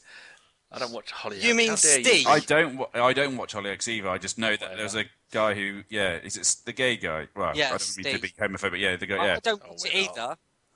No, as in I wasn't trying to publicly. He was on that ice dancing show, so I know his name from there. Oh, for You fuck's two are sake, embarrassing yourself now. Shut the fuck up and move on. Daytime TV fucking experts. Move on, you cunts. Right, Kurt Ice Bloody says, hell. and it is Kurt and Ice, if you were Wenger, how would you justify starting El Neni against Stoke? Gimli. What should he start against Stoke? He said, how do you justify it? But How do you justify the fact that we Don't spent £6 million on him? Yeah. I think that's probably justification enough. I mean, why spend £6 million on someone that's not playing? Well, as Mr. Pfeiffer spent that on a pair of shoes, what's your thoughts? Well, we spent £16 million on Callum Chambers and he doesn't play, so I don't see why. Steve. And then Mark. I don't see how I mean, the only way you could justify playing him is if everybody else was dead in that position. No, to shove him in against Stoke away is like chucking him off the top diving board at the Olympic Stadium with bloody cement boots on, the poor kid. I mean, imagine if you had a nightmare and we got spanked there. I mean, it ravages confidence. Yeah. It would be, Mark? I think Mark. Exactly what Steve said. That I don't see the point in that at all. Burnley in the cup would be a very nice game for him to make his debut in. Just come in and break Joey Barton's legs. That'd be fucking ace. Another Right, scouse cunt. This next one is a two-parter. So it's from Assist Me Baby, and there is a reply to this. Andrew, is iron ore really finished as Jimmy Trader claims? And Jimmy's replied, with $11 loss, as it costs $46 to mine, transport, and ship it to China. Thanks. What's your thoughts on that? Stop talking bollocks. Yeah, Jimmy's the resident PR guru stalker. Have you found out who he is yet? No, I've not, and I can't say I'm trying, but I bet you it's Mark. I wouldn't be surprised if it is Mark. Oh dear. Sounds like had something you do. I've had conversations with him. Yeah, I might be a bit mad, but I'm not completely fucking mental. This is a guy that tweeted Mark Ganella for 2 years solid every day about 5 times and never got a reply. That's him. Some of them were hilarious though. Always saying good night to people. Saying things like, "Can you stop Tim Payton's brother Jerry sabotaging the keepers? Thanks." He tweeted today that he's been tweeting me quite a lot lately, Steve, and he direct messages me at night sometimes at 11 at night, so just saying night Andrew.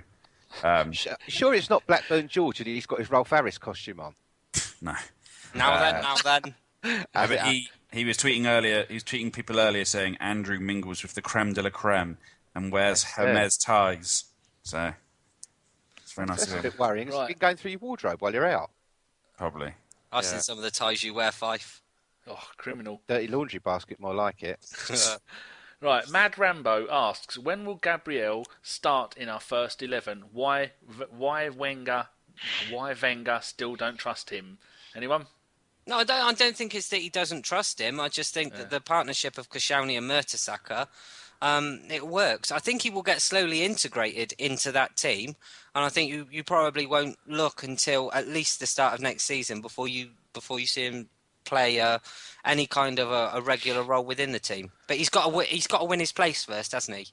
Yeah, that's another argument I had with the Dirty Pirate last night. I said, in a game against Liverpool, when it is such fast counter-attacking football and the wingers are running down there, I mean, the fullbacks are acting as wing-backs, and it's so quick. How many times did you see Mertesacker on one side of the box running out as fast as he can in slow motion to try and fill the hole where he should be on the other side of the box and not get there quick enough? I said, a game like that, it could have been better for Gabriel to start it, because at least he's quick. Yeah. And then the Pirate told me to piss off and that I was wrong and I know nothing about football. I probably agree with you, Danny. And he called me fat as well. Yeah, I call you fat. Oh, okay. I hope your son's get his hair cut.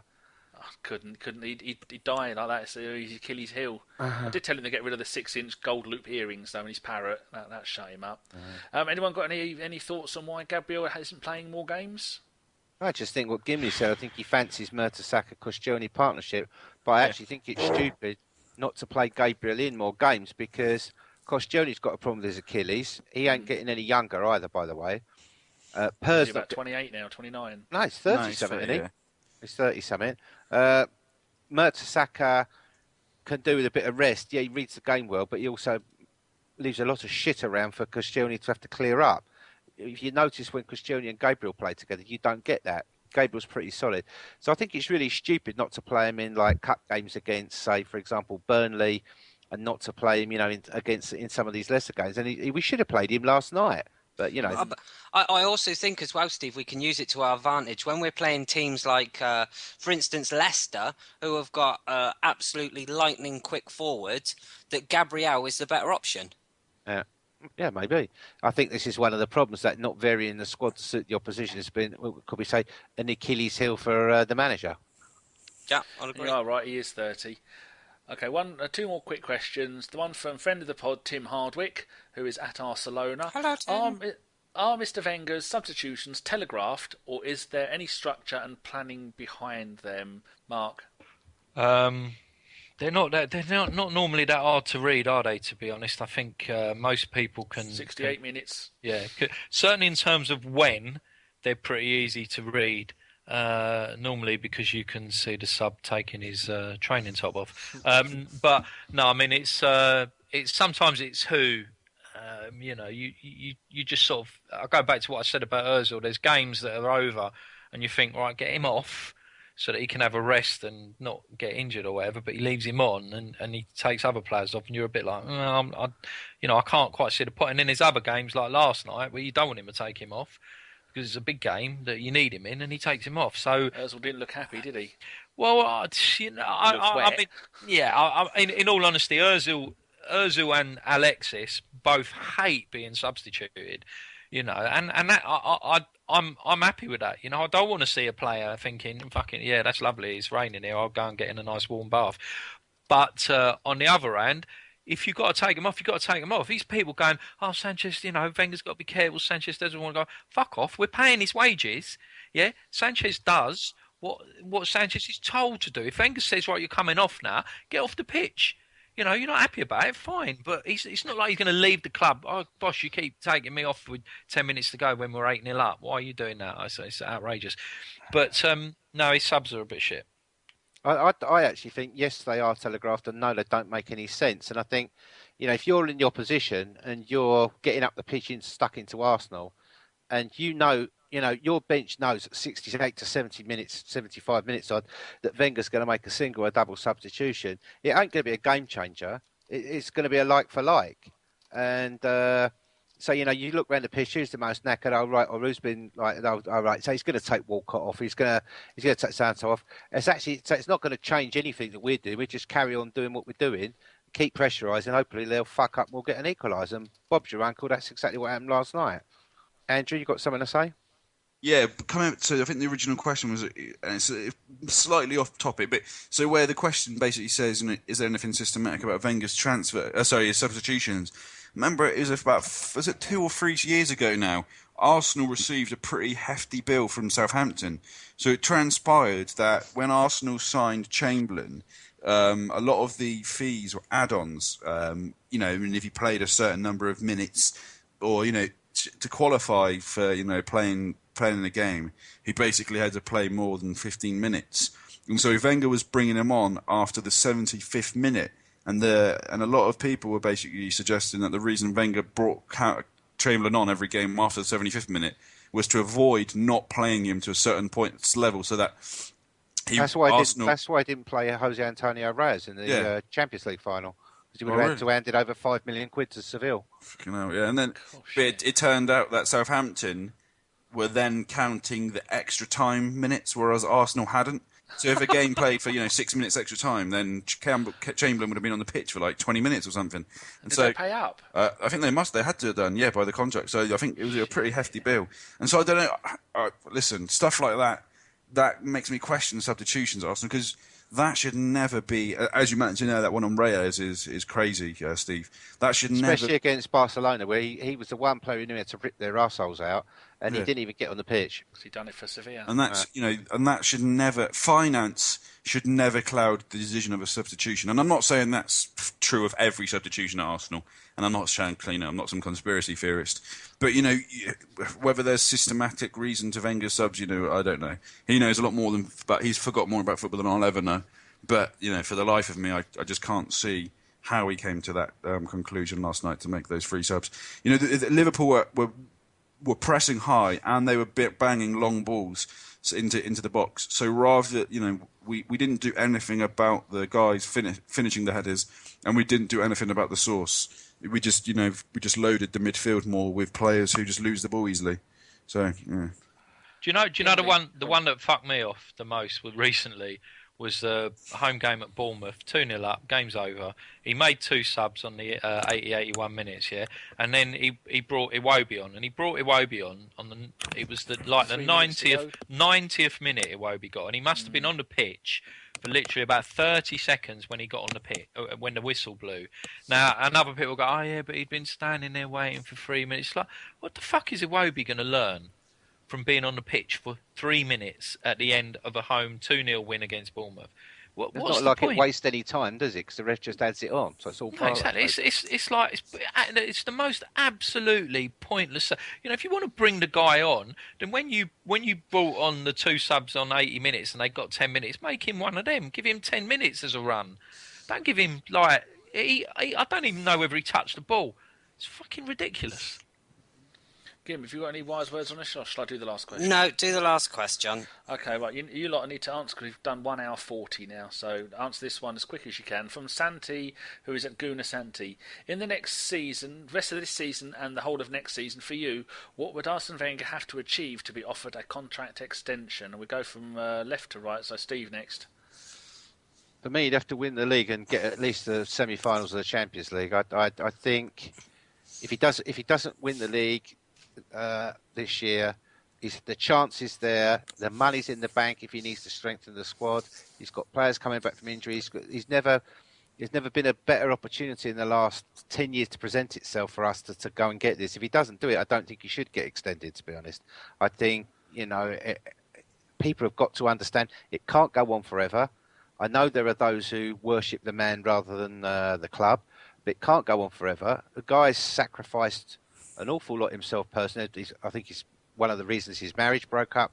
But I really think if he doesn't win the league this year, then I think it really is maybe time for him to look at what he wants to do. But I think for Arsenal, they need to take the time and say, look, there are big managers coming up that are available, and they could take the club up to another level. And if that's what the board want to do and the owner wants to do, then they've got to go for that. And that's certainly what the fans want. Mark, you awake? I wouldn't give him a loft extension, let alone a contract extension, mate. How long did you think about that? No, well, it was the answer to the question on Twitter earlier, but I thought I'd reiterate it. No, I mean, I agree with what Steve's saying, and the point I'd make in this conversation we had a few weeks ago is that if the man loves the club as much as people tell me he loves the club, and he's such a selfless individual that it's nothing to do with the 8 million, and someone said he sacrificed his career. I don't quite know how that makes any sense whatsoever.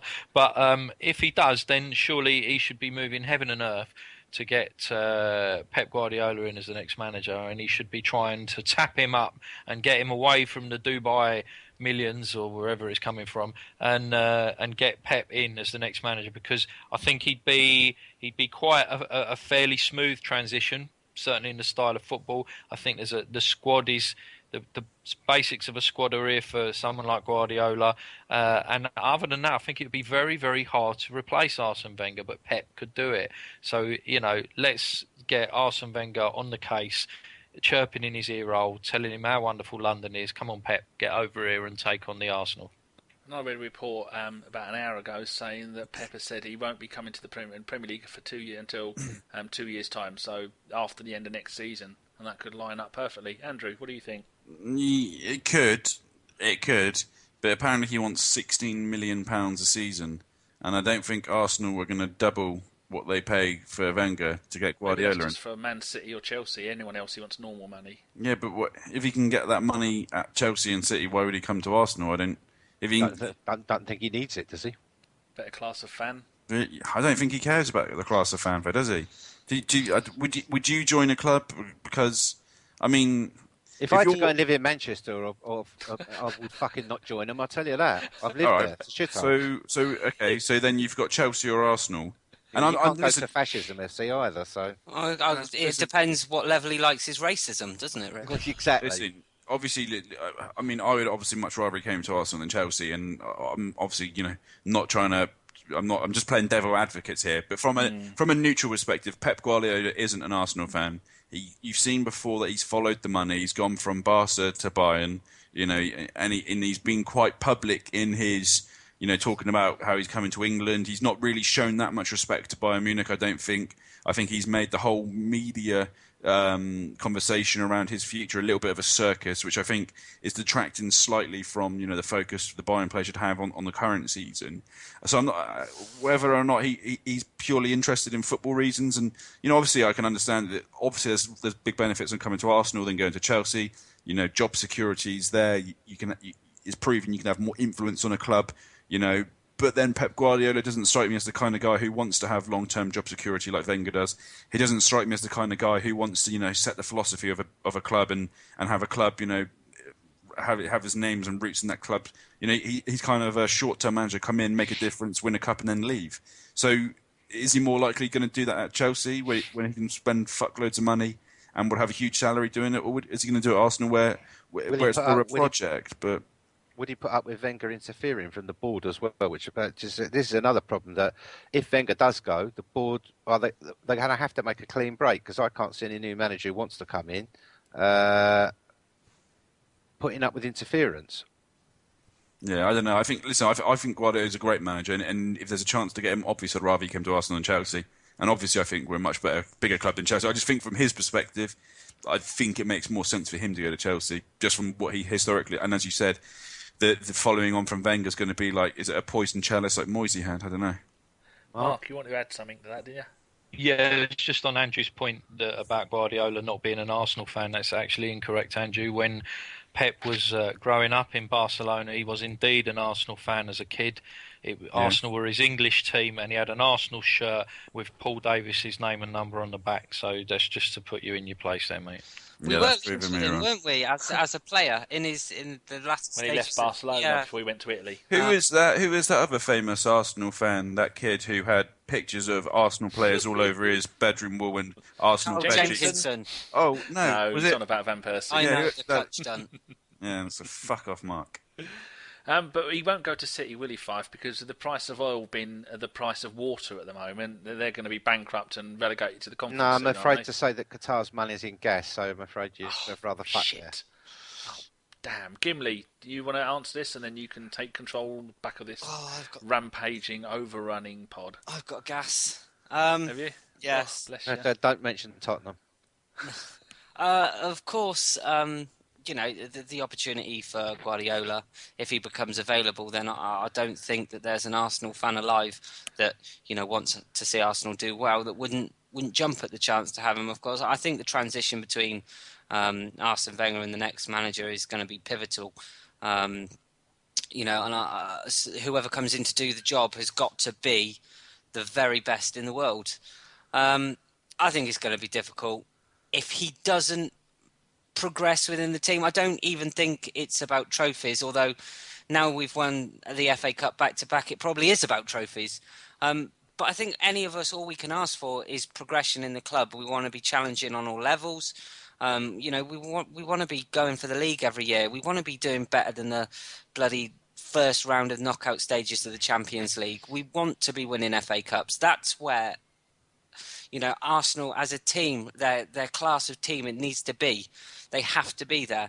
And for me, if Guardiola's the man that's going to take us there, then I'm all for it. It's not saying being disrespectful to Arsene Wenger, because quite frankly, he's changed the English game. He's changed the way that Arsenal fans look at football, and he's given us some of the fondest memories we could ever have hoped for as Arsenal fans. However, I forget what is it Steve alluded to. Everything has to come to an end at some point, and you need to be careful of kind of destroying the legacy. And I think if he has a barren season, if we do the unthinkable, we fuck it up this season, we go into next year and it looks like we've thrown it away early again, you've got to look at it and go, well, is this healthy for the legacy of the man? Because no one wants to see him leave the club hated. I don't think there's any Arsenal fan alive that would want that, not even Mark, because even Mark can realise, what he's done for the club. But I think it comes to a point where you have to move on. And you have to look at the best option. So unless we're progressing year on year, then I think Guardiola's the man for us. So here's one. You know how we always Wenger's always spoken about as being the guy who, as the manager of Arsenal, he never really buys this. Apart from, let's take out Ozil and Alexis, but he's always been famed for always buying the players who weren't quite at the top level, but then turning them into superstars. And that was the big thing. Wenger made world class players. He'd buy the B grade and turn them into A stars. Do you reckon his last big magic trick at Arsenal is that he's actually going to turn the B grade Mikel Arteta into the new Guardiola? Is that what he's going to leave us with? You can't teach an old dog new tricks.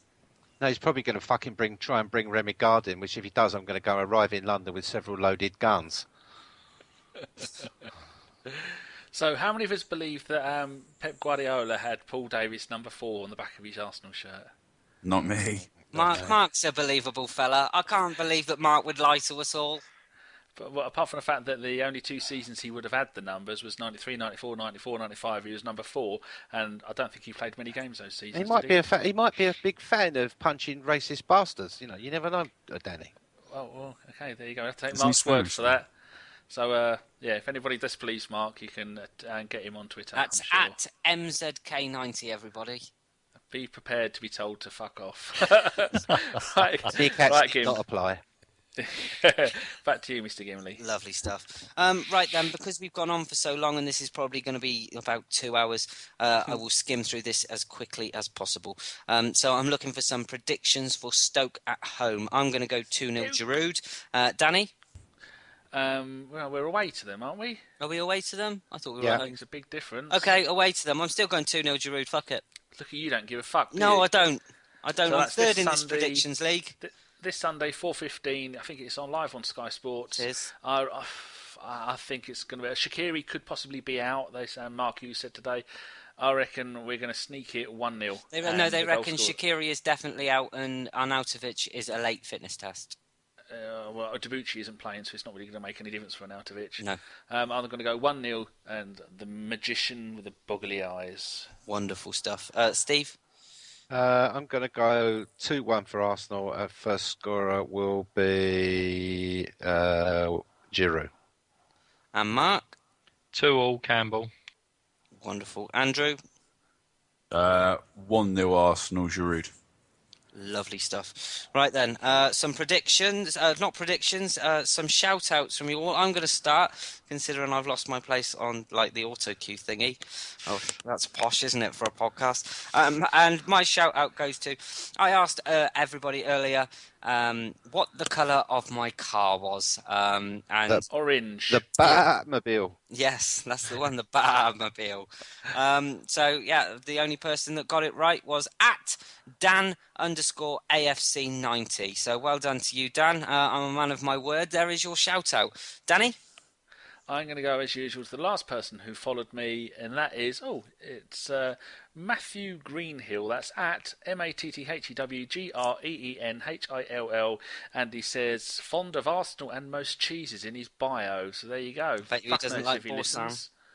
Well, who knows? Okay. So yeah, there you go. That's what you get for following me. You get ridiculed. Mark? Mine will go to Stephen Neighbour.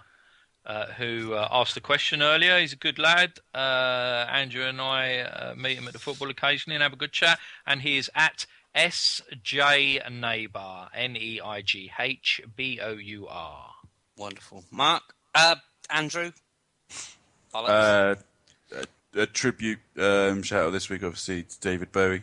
So it's a real shame, real sad loss to English art. And I think he was certainly one of my favourite musicians, and it's a big shout out to the man in heaven, and a big shout out to our very own Reverend Raji Patel, who's come back to the group with aplomb. It's good to have him back. He's been hibernating all winter in the warm temperatures of South Africa, but he's back and he's ready to cause menace. And I gather he will be making a pod appearance soon, so I'm raring for that. Yes, I believe it's in 2 or 3 weeks' time he'll be on. But we should give a shout-out to Alan Rickman, who sadly passed away today. Another star of film. It's been a bad week, hasn't it, for British icons? It's been a bad year. Yeah, but yeah. It's Don Howe as well, end of last year, that was sad. Yeah. And then we forgot to say a couple of weeks ago that there was an ex-Arsenal international, Welsh international, sadly passed away. He was part of the Arsenal double-winning side of 70-71. And, the time I go and load this stupid page, it doesn't want to work. His name was John Roberts. He was only 69 years old, and he was with Arsenal from 1969 to 1972. I don't remember him, but I've been and had a look at it, yeah, and he played 22 caps for Wales. He was a defender. So we forgot to say that on the other pod, so that's sad news as well. Jace probably knows him. Probably does. Probably lives next door to him. Well, lived next door to him. Steve, wrap this up. My shout-out's going to a guy called John, who's Polish. John's a season ticket holder at the Emirates. He's Polish, lives in Luton. And he was over here visiting his family. And I met up with him and his missus last night. And we sat and watched the game together, terrorised the local Spurs fans with the Polish Arsenal fans.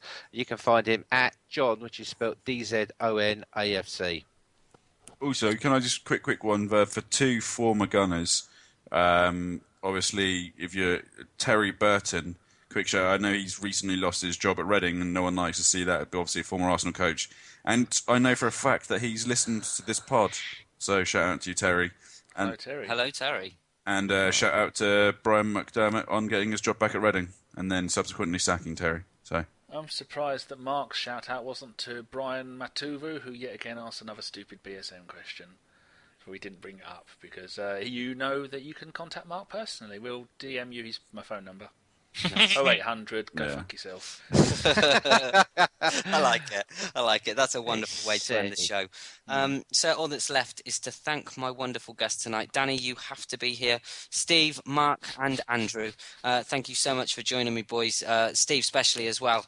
Cheers, Steve. It's been good. absolutely lovely to have you back. Right then, so that was a Bergkamp Wonderland podcast. Thank you so much for listening, and keep it Arsenal. Good night. Cheerio. Cheeky monkeys. Eaton Old Boys, what a bender.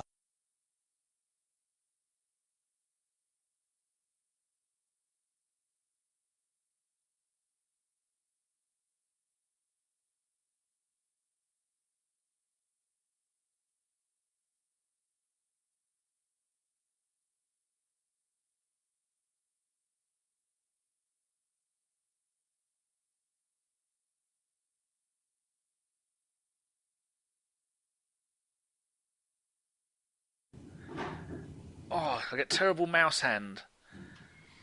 It's true, I do. What's mouse? Well, when Danny you're said using a he gets mouse, your mouse hand gets cold, doesn't it? That sounded so fucking utry. It was unbelievable. That's fucking wanker's cramp, Danny, if ever I've heard it. You No, can't I've pick got- it up and call it a different name. I've got a heat pack next to the mouse, so I'm keeping my right hand on because that's the one I use the mouse with. It's fucking freezing here. In here it's 14 degrees. Is it snowing yet? No, it's 23 in here. Don't get snow in East Anglia. How dare you, sir? Oh, it's pissing down with snow here. I can see it out the window. You're nearly in the bloody Atlantic, though. It stopped here. Thank fuck. Are you done yet, Fife? Yeah, it's finished now. Okay. Oh, is that all right? We can start then, can we? Yeah. Now you've had your dinner. Or if we're not careful, he'll What just- did you have, Fife? Foie gras? Oh no, Katsu curry. fucking hell, we'll Cat be here all soup. night now. Foie gras on a bed of baby's feet. I actually did have a very, very nice lunch today, but I couldn't. Fuck off.